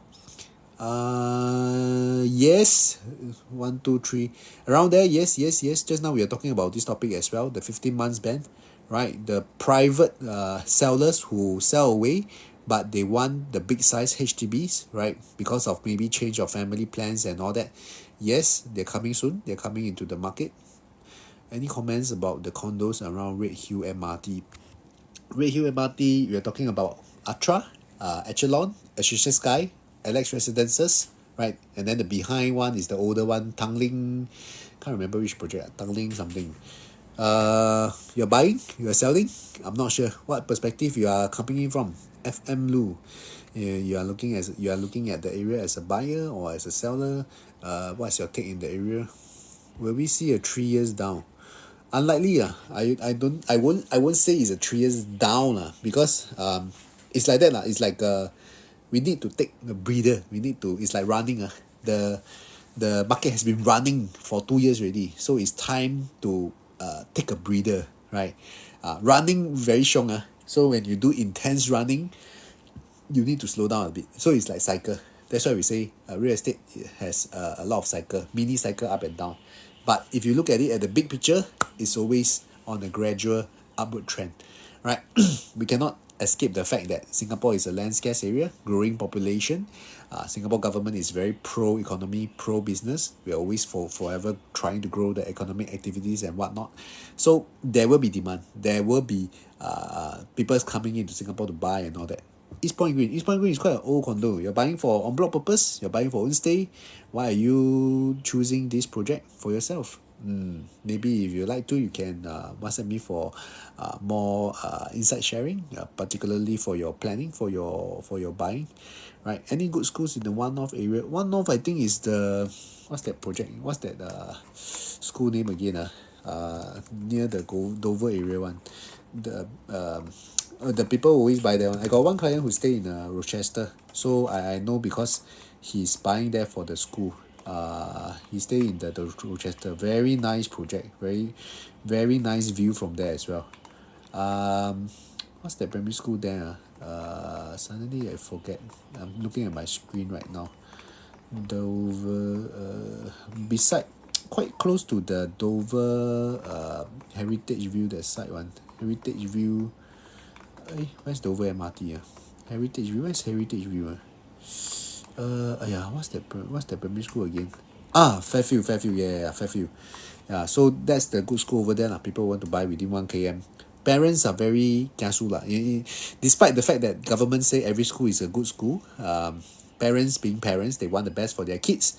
They will want to aim good schools. So within one click of so-called good school, or I use the word popular lah, within one click of popular school, forever there is high demand because every year somebody's child is going to turn 7, going to primary 1 soon. So every year there's going to be evergreen demand from parents who have primary school kids aiming in that popular school area. Some of the common one will be all those Henry Park, Nanyang, Nanhua, Presbyterian Beihua, reside in Serangoon. All these are very hot favorite lah. So if you, let's say you want to be a foolproof way of making sure that your property has always high demand, right? You just aim fundamentally strong, fundamentally attractive 3-bedroom within 1 km of popular school. The demand is going to be high. The demand is going to be strong, right? Queenstown at Redhill area condo can buy if huge rejuvenation or new township 7-year horizon. Personally, I like the area. I like Queenstown, I like Redhill because the area has very strong demand. The east-west line, the green line, has been already proven itself that a lot of tenant base over there, a lot of end user, a lot of homeowners like to stay there. So you're talking about the new township, major township is the Tanglin Hawk thingy, right? They're going to rejuvenate and all that. In the past, if you realize Queenstown, Redhill, the area is a bit boring one. Nothing happening there. But this past, I would say, 10 years, especially the government is revitalizing the area. So there's a lot of new new HDBs being introduced, new condos being introduced over there. So if you are buying into that area, that could be a very interesting thing to look at. 7-year horizon. Which project are you aiming? If you are buying the old one, just be careful lah. That you need to choose the right property lah. If not, if the area don't get en bloc, then it's gonna be tough on you, because Queenstown, Redhill, there are still pockets of land here and there. It's not as fully built up like East Coast area or Orchard area, fully built up. So developer has no choice but to buy land through en bloc, buy projects through en bloc. So Queenstown, Commonwealth area, Redhill area, there are still pockets of land here and there. There were likely still going to be government land sales coming up. So you really need to be selective in terms of what project you are buying into. Vacanza Starview at Kembangan, resale freehold. If given a choice, try not to buy there lah. If given a choice lah. Why you want to look at these two projects? Because you are a freehold lover. You only want to look at freehold. That's the reason why you choose Starview and Vacanza. These two projects is good. I'm not saying that they are not good, but I have been into these two projects before. Wow, depends on which unit lah, of course. Starview I think is quite bad because if my memory serves me well, all if not most of the units are facing towards the highway. So these two projects is just beside the highway only. Wow, the noise I cannot lah. I personally cannot. Vacanza, I brought one family to go and see before. Vacanza got one block right. It's still not that bad because it's facing towards the landed area, that side. So Vacanza, if let's say, but of course the sellers over there, they're also going to price at a premium lah. So you need to study carefully. Different stack, how much they were selling last time. Different stack, how much premium people are usually paying at. So you have to study carefully lah. If let's say you are viewing a unit over there, you have to see that unit is landed facing or highway facing. Then you need to compare around, right? But if given a choice, maybe with your price range, with your budget, there are better options out there. Is it for own stay? Is it for investment? Right? If you need help, just PM me lah. Right? Yes, all school good school. Just some school better. All school is good school, but the government, the leader, the political leader never say properly. Good in their own way, right? It's just like saying lah, all your kids are I love all my kids equally. If I got two kids, I love them equally. No such thing. There's always gonna be some personal bias one right? So likewise lah. Just some school better. Meaning in a few years time, Tengah will also be, yeah, correct. If let's say Tengah is a co-ed school, so gonna be a very good place to stay in. Tengah is a new township. It's gonna be a copy and paste of Punggol, right? But Tengah itself is actually quite big. But of course, there is no direct MRT line. That is the only not so good point. So this was brought up to me previously by one of the client. Punggol Sengkang, why it is able to so-called enjoy a very good outside, because it has direct purple line. That means you sit in the train station, you don't need to change, then direct all the way to city area. So that's something nice for staying along the purple line, right? ACS is going to help going to boost the demand over there. People buying within one click is going to be happy lah, right? Especially parents, right? Staying over there. We don't underestimate the effect of a popular school, right? Popular school is always going to be attracting kiasu parents to buy properties within 1 km. So Tupari last week seems like a nice place. I like Tupari also. The area is not really Sengkang West. People who know will know lah. Tupari is more of like a landed enclave kind of view lah. Fernvale, quiet. The nearest mall is Seletar Mall. Seletar Mall is not bad mall, right? It's not superb like what's the Waterway Point, but it's also a not bad mall, right? Seletar Mall over there. Behind there's also a small one called Greenwich, right? Greenwich over there, right? The area the government also is trying to spruce up. I will expect that there's more housing coming up on the western part of it. They are also trying to improve the road connectivity, because along that road, I think is Jalan Kayu, that side, that there's always some traffic jam ongoing lah. So for people who are driving or commuting around there, then the area will take some time for the infrastructure to be improved, for the connectivity, all that to be improved. Is this a good time for property investment? Every time is a good time as long as you're ready. The best time to buy into a property is 10 years ago. The best time is now. I mean, it sounds very cheesy, but there is some truth to this saying. If let's say you close your eyes, 10 years ago, any property that you buy, that means with strong fundamentals attribute one. Don't talk about you buy trophy homes. Trophy home like buy for face value one. Those orchard properties, some rich people they buy for face value one. 10 years ago, you look at the prices back then, and 10 years and now, what are the prices now that people are selling in the market? You know that the earlier that you get involved into this market, the earlier that you'll be enjoying the upside. It's like saying that in order to beat inflation is to become inflation, right? Property is a very strong hedge against inflation, because we have to accept that banks are not giving us very good savings rate. People are putting their money into assets. And what is the most safe assets other than your bonds, your fixed D and all that? The next best in Singapore context is the Singapore real estate, right? So the best time to buy into a property investment, the right one, of course, don't anyhow buy. Don't buy the wrong one, then you kind of stuck. Then you lose money lah, right? So the best time to buy is always 10 years ago. The next best time to buy is now. Whenever you are financially ready, right? Don't drag or don't try to save. The worst thing is to save to buy property, because your saving is always not as fast as how the property price is growing, right? That is the reality of how market is performing. Wow, Mulberry Tree, Myra, Jervois, Freehold. I cannot comment too much. There is a reason why they are not sold out that quickly. Okay, public channel that cannot say too obvious. Got Brickland MRT. Brickland MRT is in between Choa Chu Kang and Bukit Gombak, right? Yeah, so that one coming up. Okay, those flats with popular school within 1 km radius, their price higher. Daniel, there's this article that came out. I think the research was done by this analyst called Christine. Christine, I can't remember from which. She's always one of the analysts.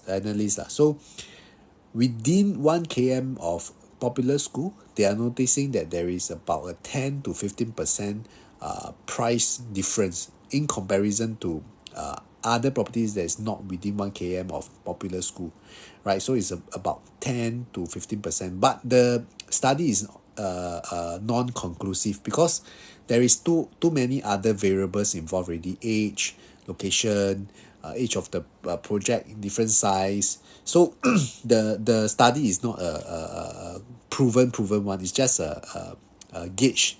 So they are saying that it's about 10 to 15%. I will put this article in my Telegram. If some of the things that I talk in the TikTok live, I will put the article inside the Telegram and then just put some of my insights over there, right? Our principal garden and the crest in Alexandria goodbye as they are not near MRT. Wow. These two projects are case study by real estate agent. The real estate trainers, they always use these two projects as a side-by-side comparison. Because if you look at people who buy the crest and the people who buy principal garden, right? Okay lah, that I don't want to sound so bad, but because the crest has a very interesting design. Okay, principal garden, the landscaping is much nicer, the usable space is much more practical, so the profit jump, the upside, it's better for owners who have bought principal garden. So those people who bought the first batch principal gardens, they make very good money lah, so to speak.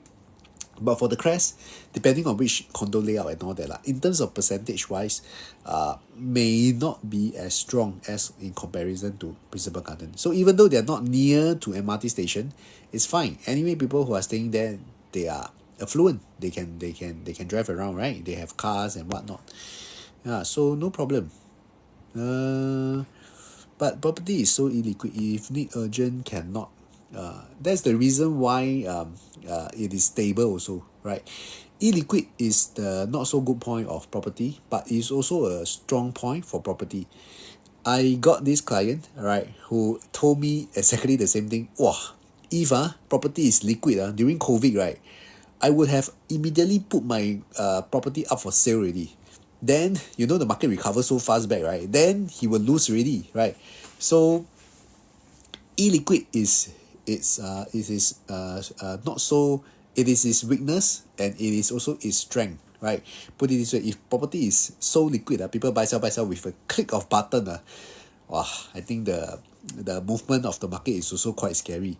So obviously, before we commit ourselves into a property purchase, we also need to make sure our financially is done right lah. We also need to have our cash float.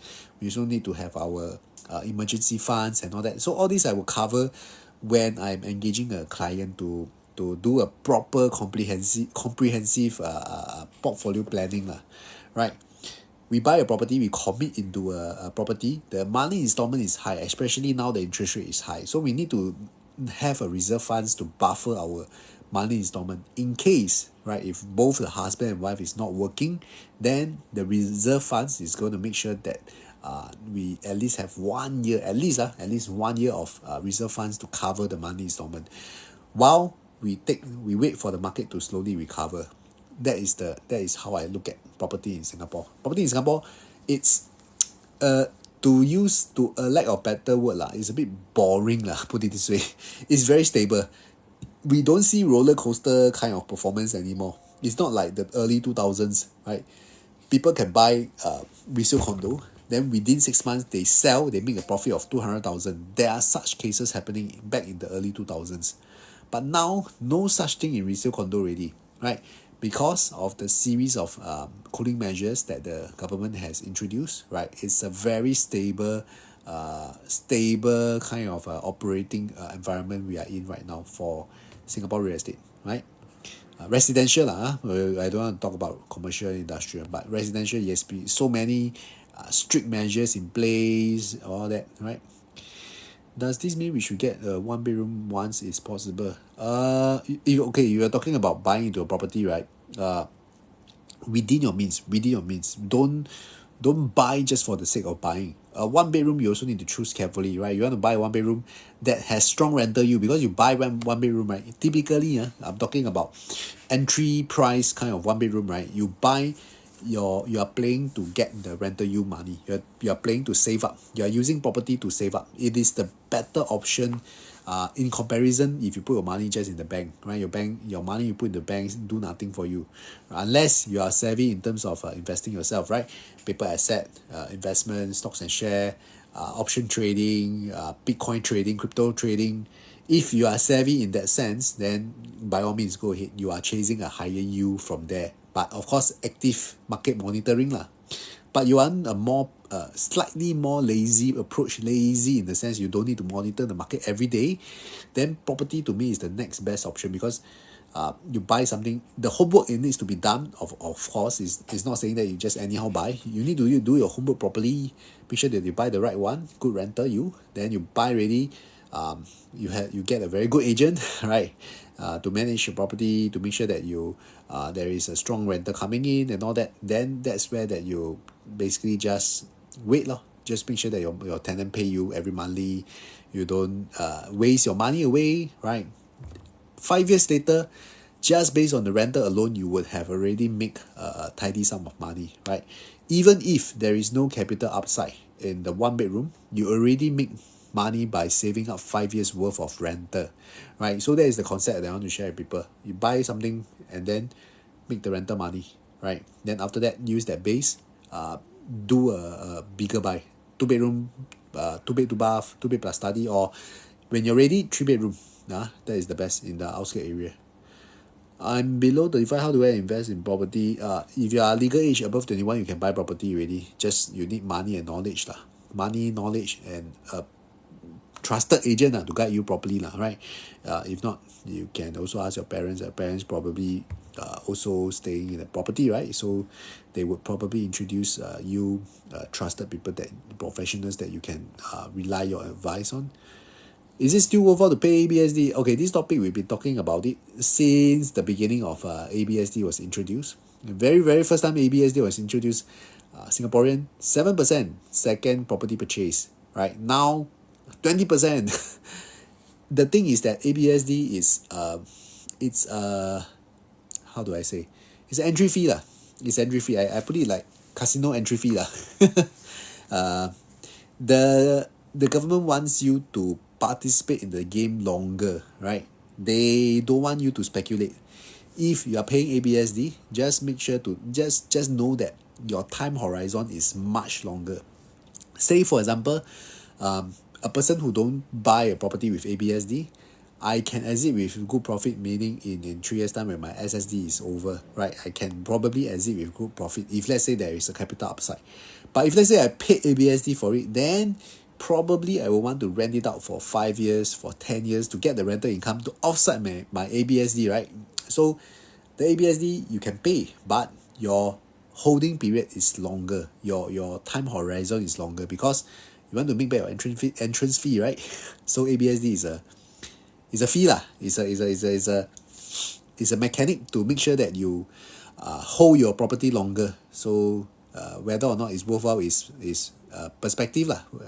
There are still people paying ABSD now. There are still buyers out there paying ABSD. In fact, one of my colleagues just closed a deal recently. The buyer paid the 20% ABSD. So there are still buyers out there buying properties that pay ABSD. Doesn't mean that for them that is the better use of their money, right? I'm also 35. Buy condo loan me from that's the sad reality in Singapore lah. Unless you're getting married, unless you got a spouse, then it's gonna be tricky, right? It's gonna be tricky to own a property. I quite feel for this group of people lah. For single, they cannot participate in the property market unless they get married, right? Below 35, challenging, right? You can't do much in the Singapore market, in Singapore context. So I really do hope that the Singapore government will do more for the singles, right? Open up, so somewhat like a fair chance lah, right? Don't just force, so-called force people to get married for the sake of population growth, right? Yeah. What's your Telegram? Oh, okay. I keep my Telegram inside. Then try to pin the link, right? So I will try to put in some of the things I talk about inside the inside the Telegram. Yeah, so feel free to join, right? See whether you can pin the comment. Or, yeah, okay, I pin already. Okay, where am I? Property can be liquid if priced away or get popular projects like integrated development. Yes, but what I think Daniel meant in terms of liquid is that like stock and shares lah. One click of a button, you sell the thing already. Yeah, but even if you priced it under value, right? Within the same day you want to sell it away, also challenging sometimes, right? Depending on the project lah. You sell 10% below market value, sometimes there's no taker in the market also. So the reality is like that lah. Property is not really that liquid in comparison to stocks and shares. Can only afford a small condo now. What if marry you want to downgrade? Can only afford a small condo. Like the one that I told you long, my client also same thing. He bought a 2-bedroom private condo last time, right? Then family plans change, right? He got a new family member. No choice, you can write in HDB to appeal if you want to buy back HDB. If not, both of you save up, you go and buy a 3-bedroom condo. It really depends on your financial means. What are your housing options that you have back then? Small condo can stay with future girlfriend. By then kids past 3 years old. Yeah, correct, precisely. You buy a small condo, you can stay with your potential spouse. I'm not sure you are male or female lah. You can stay with your future boyfriend, you can stay with your future girlfriend. Then if let's say you got a kid, then sell away your 2-bedroom or 1-bedroom, then buy a 3-bedroom lor, if you can afford it, for condo. If you can't, then just do the appeal, right into HDB to say that you need a bigger space and whatnot. The 15-month ban thingy, right, is not a blanket ban, because the HDB always want to put it out there in a blanket ban, but you can always appeal, right? If it's a genuine case, like I got one case recently, the young couple got it successfully appeal done, approval given, they are allowed to buy resale HDB, right? So there are still people able to buy resale HDB after they sell away their condo one. So if you need help, just PM me, right? This one can be done, no issue, right? OCR condo, am I right to say that should at least get 3-bedder with yard and bomb shelter? Don't say bomb shelter lah. Hey, bomb shelter is for HDB then have bomb shelter, okay?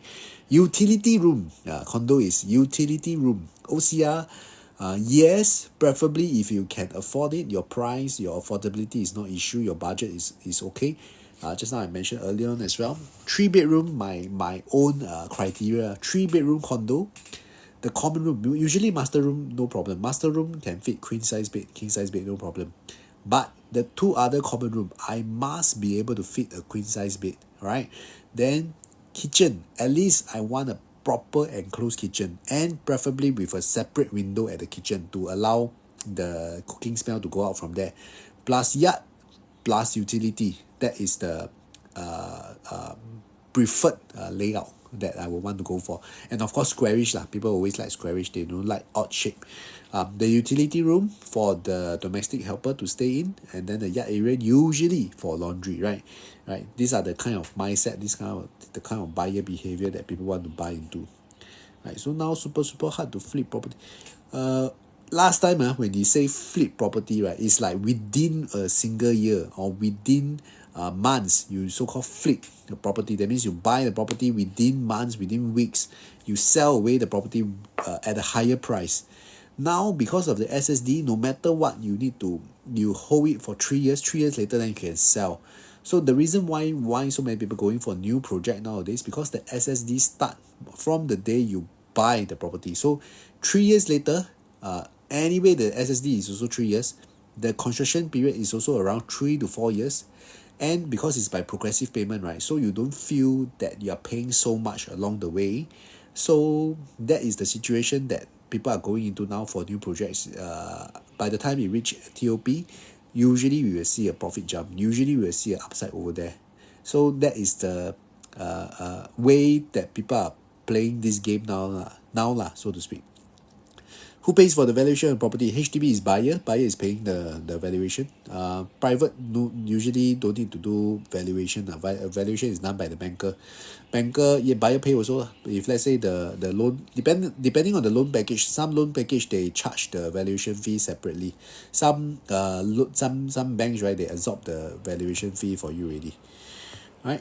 Any more comments? Region residences versus Myra. I like Potong Pasir, my personal bias. I mean, this is my personal bias. Region residences is a bit not that close to MRT station. I mean, talking about location, I'm just using just purely location. Location versus location, Myra freehold, region residences freehold, right? Then I will go for Myra. Myra is so walking distance, so walkable to the Poise Poise Center shopping mall, as well as the Potong Pasir MRT, right? How many years you doing real estate? Since 2010, this is actually somewhat like my first job lah, right? If you don't count poly internship. Poly internship, I was in a bank, right? So I don't like bank lah. So I was inside doing some hybrid. So interestingly, I saw the senior over there. He said, "Hey John, you are quite good in talking. You quite good at sales. Don't waste your time here in corporate. It won't do you well." He said, "Oh really?" So then I come out to do real estate already. I was intending to either explore becoming a financial advisor, insurance agent, either a financial advisor or a property agent or a car salesman, right? So eventually I chose real estate lah. So since 2010 November until now, right? So usually when new launch TOP means SSD period, usually that's the case because anyway construction period is already 3 to 4 years already, right? So new launch we will see that kind of phase lah, right? 3 to 4 years, usually by then the construction is already completed, right? Any more comments? Oh, good. I have come to the end of the... Let's see. If let's say I missed out any one of your comments, I'm not sure. Sometimes it's the TikTok that is blocking the thing and all that. So if I missed out a comment, just comment again so that I will be able to answer you. If I missed out comments, apologize. If not, I would take a break soon. 12 a.m. we close shop, okay? 12 a.m. we cut ready, okay? Hello, I'd like to find out if it's true that some seller agent don't like to co-broke buyer agent. Yes and no. Because industry is very small, reputation is very important. Depending on what property we are dealing with also.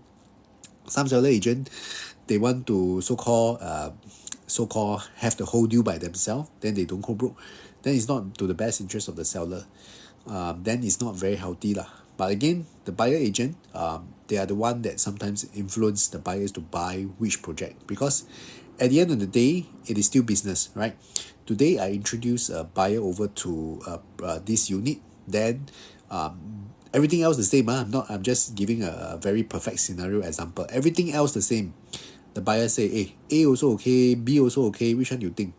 Then if let's say the seller agent, I'm the buyer agent now lah. Seller agent pay me 0.5% for unit A. Then the unit B is paying me 1%. Everything else the same. Perfect scenario. For business, then obviously I would be recommending B, right? Because the unit B, the seller agent is paying me 1% co-broke, right? So that's the business world that we're operating in. Before 2010, is it true that real estate agent don't need license one? Not say don't need license, we still need to clear the test, right? Last time is much easier lah. It's the MCQ and all that. Then you clear the test, then you sign up with the agency, then they will issue you the license already. So in the past, the industry, right? Before, even way before I joined the industry, they tell me lah. They as in the senior, the senior tell me is like people who are like taxi driver. Sorry, no offense to these people, but I'm just saying as a matter of fact. The people who are holding real estate license, right? Maybe they are like hawker center seller, taxi driver, housewife. Then they just do this as a part-time kind of thing. They just introduce people to go and buy property and earn the commission. But now you see the real estate market, right, has evolved in until some uni grads, they come into this industry as their first job. Last time it's quite unheard of lah. A lot of uni grads, they will go to corporate jobs lah. They won't want to join the real estate industry. So I'm the odd one out lah. I'm the weird person. I did relatively well in my studies so I'm not because I can't make it in the corporate world that I enjoy real estate. I did quite okay in my studies also lah, right? But I just felt that this industry, there is no income ceiling, there is more freedom of time, so that's why I chose this industry. Rental market will drop. Actually, it's already dropped already. Blah blah. Hey, good to see you. Good to see you. See some of the common names. I'm very happy to see some of you joining here in the live as well. Some projects, the rental market drop already. The demand is weak already. I think minimum O level can take RAS already. The qualification is low, but the exam is very hard to clear, Daniel. Now the exam is freaking hard. I got some people who are thinking of joining the real estate agent I say that go and pass the RES exam first. That one is the toughest hurdle now to clear lah. You need 4 O-level pass. That is the basic requirement. Then one of the O-level pass must be English language. That is the minimum requirement. But you in order to clear the exam, you need to study like mad. It's very, very difficult. A lot of the legal terms, technical things that you really need to study, because it's actually a diploma course in real estate that they compress it in 6 months.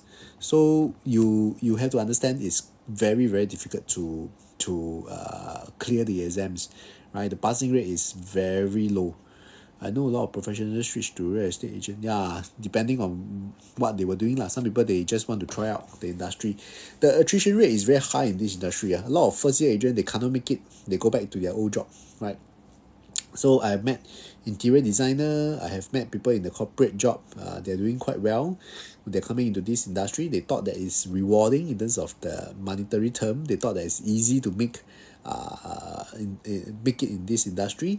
But after trying out a few months, they found that they're eating into their savings, right? They say, I think cannot already. Then they quit the industry lah, so to speak, right? How much do you think RES must earn monthly minimum? You think, give a ballpark figure? Averagely, I would say about 150 to 200,000. Averagely lah, just talking about, because the thing is that we have to understand that this is like a mini business. You also have marketing costs, you also got expenses, and not forgetting that we don't have CPF, we don't have annual bonus. Our boss is ourselves. We don't pay ourselves 13-month bonus, right? We don't give ourselves 6 months bonus, right? So you have to take all this into consideration. Then you minus off your costs and all that. I always share with people, if let's say you are outside a comfortable job outside, very well paid, paying you about say 5 figure per month, 10K per month, then you seriously need to think very, very carefully, because your opportunity cost is very high. If let's say you are comfortable outside in the corporate life, paying you good money, you are thinking of joining the real estate industry, right? Then you need to think seriously, very, very, very carefully, because once you come out, it's very hard. If you quit if you, like for example, you are I don't know, finance industry, right? Then your firm pay you 12K per month. You quit your 12K per month job, you come and join real estate industry for 1 year, 2 year. You want to join back the old job that pay you 12K, maybe it's gone already, maybe the job is no longer there. So have to think carefully lah, right? Your opportunity cost is very high if let's say your monthly salary is 10K and above, right? Get an exam slot is damn hard. Yes, correct. Very hard to book the exam slot also. Will CA handle if you feedback unethical agents? You can submit the complaint case, then they will investigate, right? The thing is that how you want to assess lah, right? Well, CA monthly not yeah, I explained already. I have a question. Should I buy a one bedroom or wait a few months when I expire get a your spouse is doing what job? Maybe getting the two room will be a better approach. Blah blah, right? The questions that you're asking. Well, buy one bedroom or two bedroom. Personally, I would think if can aim for a two bedroom lah. If can if can, right? Yeah, doing real estate 13 years really. I drop off. Yes, Myra is worth considering. Location is very strong. Yes, thanks for replying. My friend mentioned that Facebook marketing is very high. Yeah, our cost is very high. The digital marketing is very competitive nowadays, right? A lot of people, they are burning money. They're burning thousands of dollars, right, to try to get business, right? Facebook marketing is very high, right? So you have to think very carefully before you do whatever that is required to do in this real estate industry. If O level pass can do sales, can why cannot? Why what job you're referring to? As in you're talking about real estate industry. Need to clear the exam first. Just now I mentioned already. Clear the RES exam first. What do you think of three skips in Teluk Kurau? Telok Kurau area is all the small development all the small apartment So Treescape is very near to is considered one of the lorong that is walking distance to the upcoming Marine Terrace MRT. So in terms of location wise, I think along that park connector and all that, I think it's still okay. If you're talking about location wise, I think there's a park connector there that will connect you to the future Marine Terrace MRT station. You're buying there for the school, I guess, right? A lot of people go to Telok Kurau because of the schools. Now a lot of people want to do RES but cannot pass that. Yeah lah, correct. Very difficult to pass the exam now. Average agent, how much salary? I use top 20%, 20%, 80% rule. This industry is like that. You have to look at the top 20%. The below 80% is eat grass one, really eat grass one. You have to be the top 20% agent in order to make a decent living, right? A lot of part-time agent or inactive agent, they are still holding on to their old job. The boss maybe don't know that they are doing real estate part-time. Then they're just I've seen some of them, they make like 6,000 per year, not per month, right? Closing a few deals here and there, maybe 20,000, right? This is just extra pocket money for them lah. I'm in this for full time for very long already. So you have to compare. It's depending on who you compare with lah, right? So my spouse foreigners, but she does finance. Bring your spouse, right? If let's say your spouse income is high, then it will help you in terms of the loan, right? Then your down payment is the next thing that you need to clear lah. Because let's say you buy a two bedroom, 1.5 million, there about 25% of 1.5 million, you use 30% just an approach. 30% of 1.5 million, 500,000, you have it in cash and CPF, right? That will form your down payment for your two bedroom purchase. That will be the kind of sensing that you need to have. My God, agent change every few years, change agency. It's like a team culture lah, because agencies are also heavy in recruitment, right? Because when we recruit somebody, there's overriding fee. That means, let's say today you join me as an agent, you make say 10,000, then I have a cut lah, a very small cut only lah. But recruitment is a form of income generating activity also. So why agent change? Because sometimes the whole team shift together, then no choice, they just shift right? It is within, correct, within 1K of good schools, right? The local a lot of good schools. People go there mainly for schools one Top 20%, how much? Have. Compare renovated unit 1 million, but another unit low floor want to sell. Which year was it? You're talking about Treescape, right? Quick daily meals. You're selling your service in TikTok also. Renovated unit sold 1 million, but another unit low floor want to sell 1.1 million. Nego lor, you have to try your offer, nego, all that. got around 500k cash. My max loan only 1 million for me. Don't think it's safe to use 1+1. Bring in your wife. Yeah, you need to have some buffer. Yes, you need to have buffer. Year 2016. You are comparing year 2016 transactions and now. If year 2016 there's a 1 million transaction, then year 2023 the owner asking 1.1 mil, I think is reasonable, right? Queenstown versus Potong Pasir, close fight. Green line popular, but you also added purple line is good. Depends on project lah. Queenstown I like because it's a very strong rental base. There is established already. Potong Pasir I also like because got mall, got the coffee shop. The vibe staying there is very local. That means you still can buy affordable local food there. So that, I mean, that's for me lah. That's for me lah, right? And Purple Line is you're staying in Potong Pasir, right? A few stations you reach CBD already. Queenstown also same thing. So it really depends on your own preference.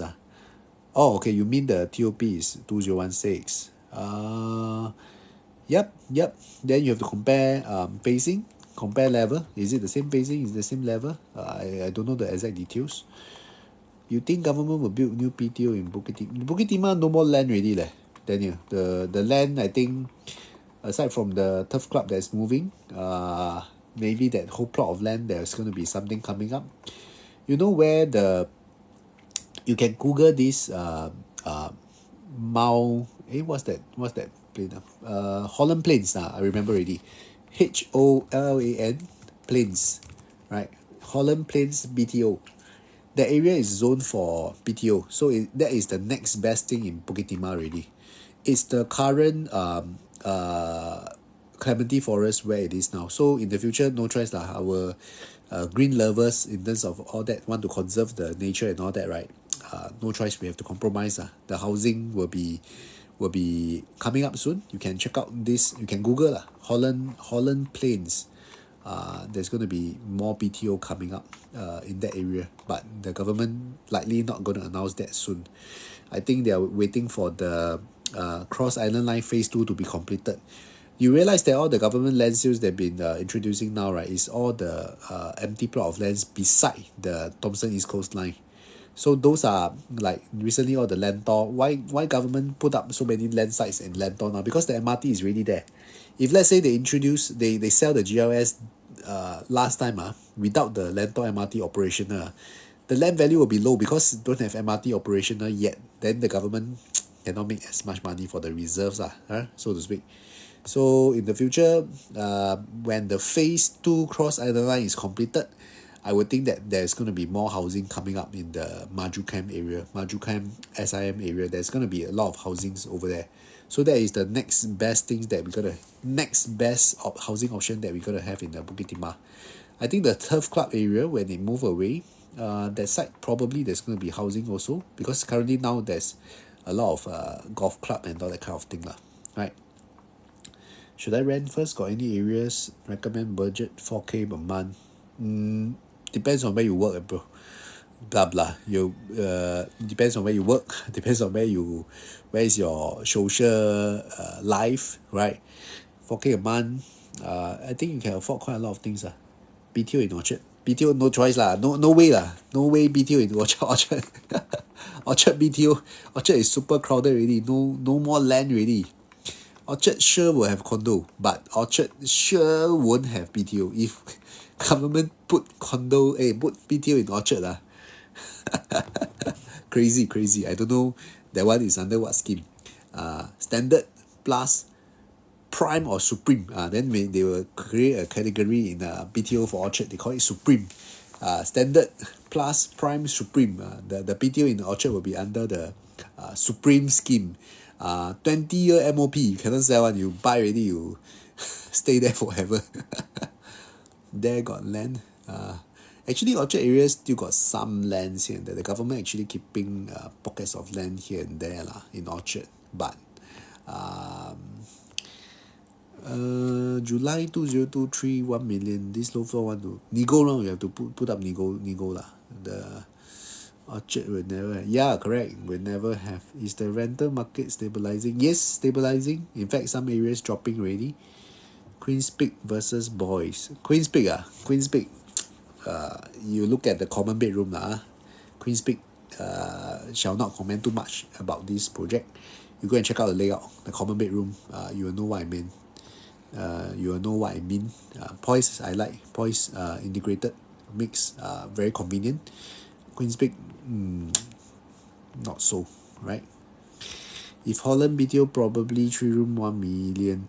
Hard to say because now the government introduced so many schemes, right? Standard plus prime and all that. So hard to say. They may introduce a high price, but they will be giving a lot of subsidies to help. So earlier on, one of the clients also asked me like, hey, Bayshore BTO, how much you think the 4 room flat will be pricing at? Then I said minimally 600,000. 600,000 for the 4 room flat. They say, huh, so high? I say yes, because sea view, you're talking about Bayshore, right? So next time they sell, surely it will cross 1 million one. But of course, it's under the plus scheme lah. So under the plus scheme, the government give you a lot of subsidies to help you in terms of the down payment and whatnot. So your effective buying price is low. But at the same time, next time when you sell, they're going to claw back in terms of the resale subsidies and resale what the term they claw they call clawback lah, resale clawback. They want to cap your earnings, right? Thank you. Thanks for replying some of the earlier messaging. Yeah, demand is dropping, so its prices 4 room around 1 million, 3 room around 800,000. Yeah, keep the comments coming. The landlord increased by 900 to 1,000. Wow, which project are you staying? Jim B, I like your Spider-Man profile pic. I think maybe you signed the lease term during COVID. That's why the rental was low back then.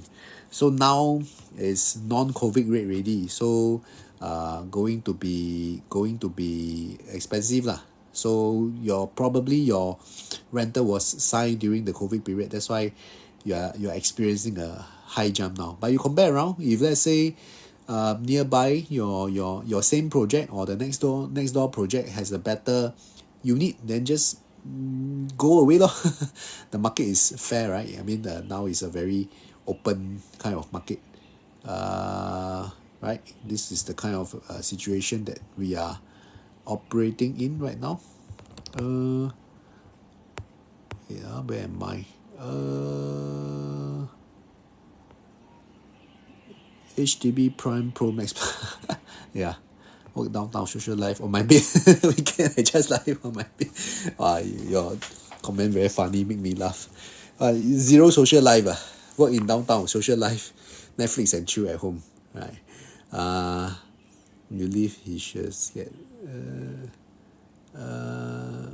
wait, let me see. That one you buy cannot sell. BTO Supreme. Yeah. Sorry, a bit lag because I trying to reply all your comments chronologically order, so I try to read back some of the comments. 118 Clini Legacy for new but overall potential. 118 Clini. Let me check out this one. Not exactly very sure where this project. Small project, I guess. Yeah, small project. Yeah. Small project, freehold behind the Singtel Com Center, Somerset MRT.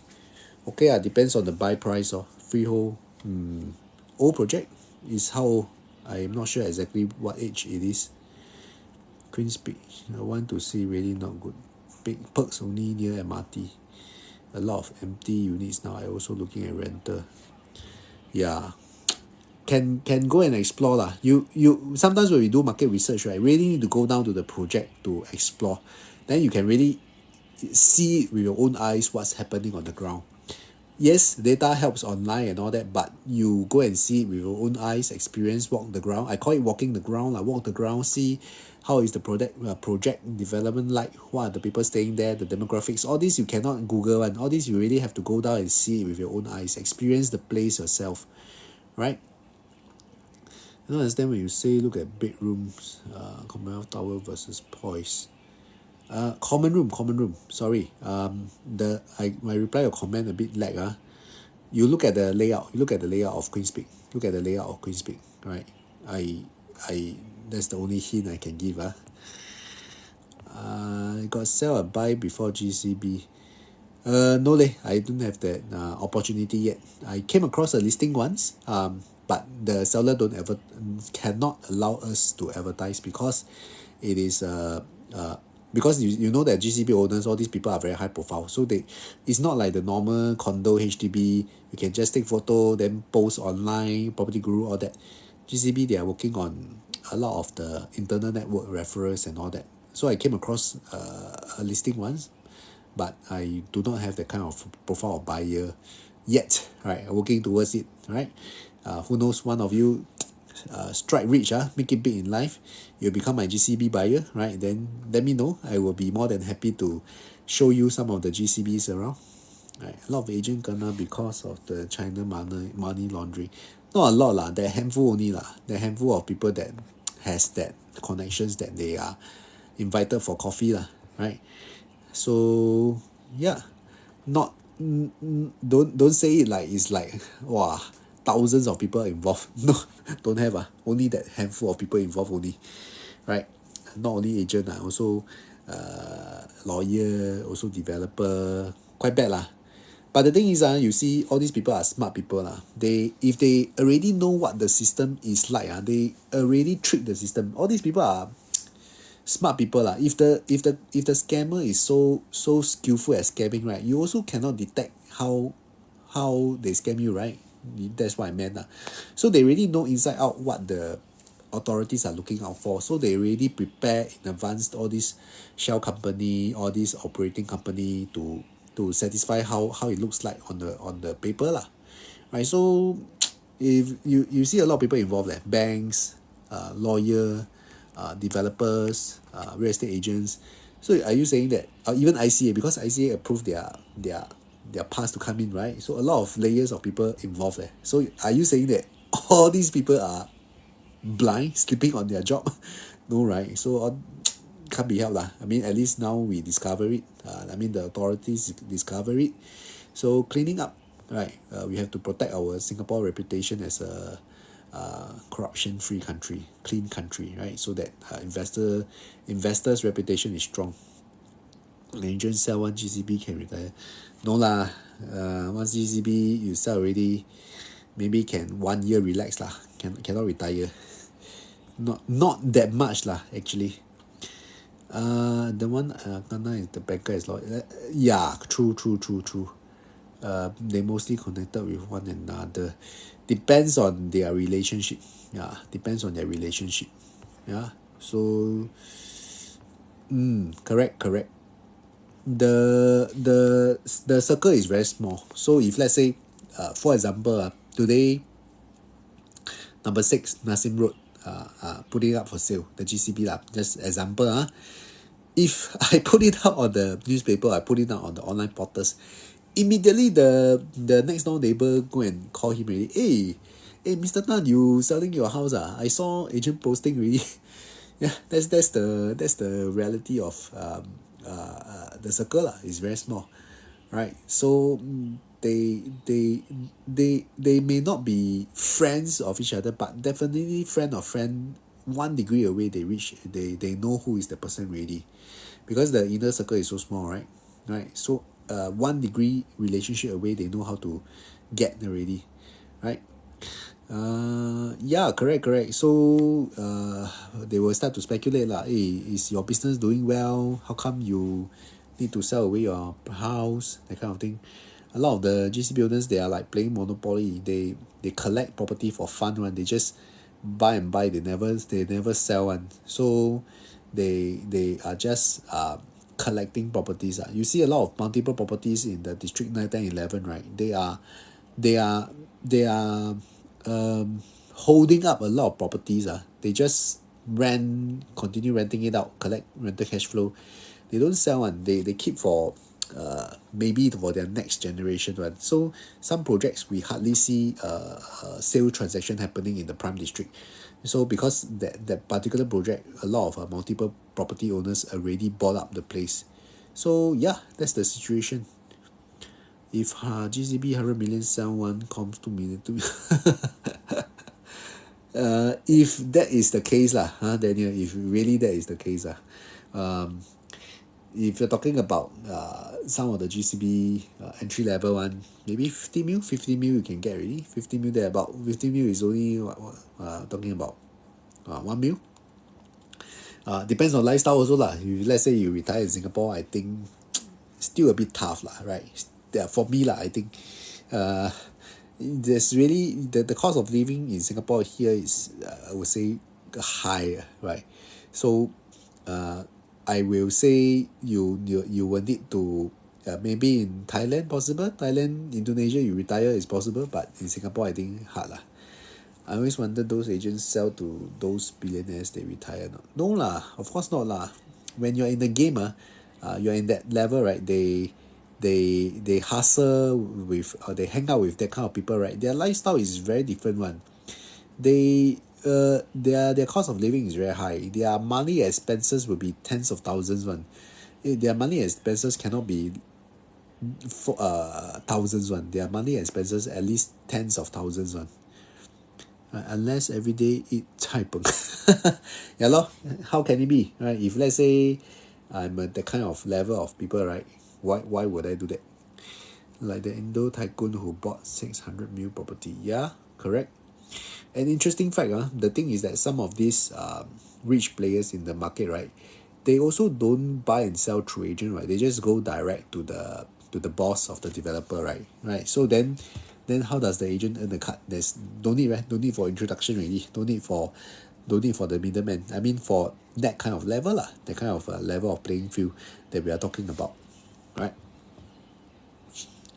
Wow, 12:20 already. Okay. If there's no more comments, thank you very much. Thanks for asking me to drink. So those tycoon buy many properties, why pay lots of ABSD and property tax? They are buying through proxy lah, right? The after 2013 onwards, some of them they are buying through proxy lah, right? If you know what I mean. Do your hair before stream. No lah, usually this is how I do my hair. Then end of the day I'll do stream lah. Yeah lor, correct. If you are billionaire, what is 60 mil? Actually billionaire is only a net worth lah, because like people like what's that called? Ma Yun, all these Mark Zuckerberg, they also don't have 60 mil cash lying around. It's net worth mah. What their company worth and how much they have in terms of the share, right? Okay. If there's no other more questions, I shall say my good nights, everybody. Thank you for tuning in. Daniel, I can't answer your question in the live arena. Okay. Thank you. Good night. Cheers. They use bank borrow. Yep. Thank you. Thanks for the follow. Thanks for the like. Try my best to do live 10 p.m. to 11:30 every day. Right? If you haven't followed, please follow. Thank you. Good night. Cheers, everybody. Bye.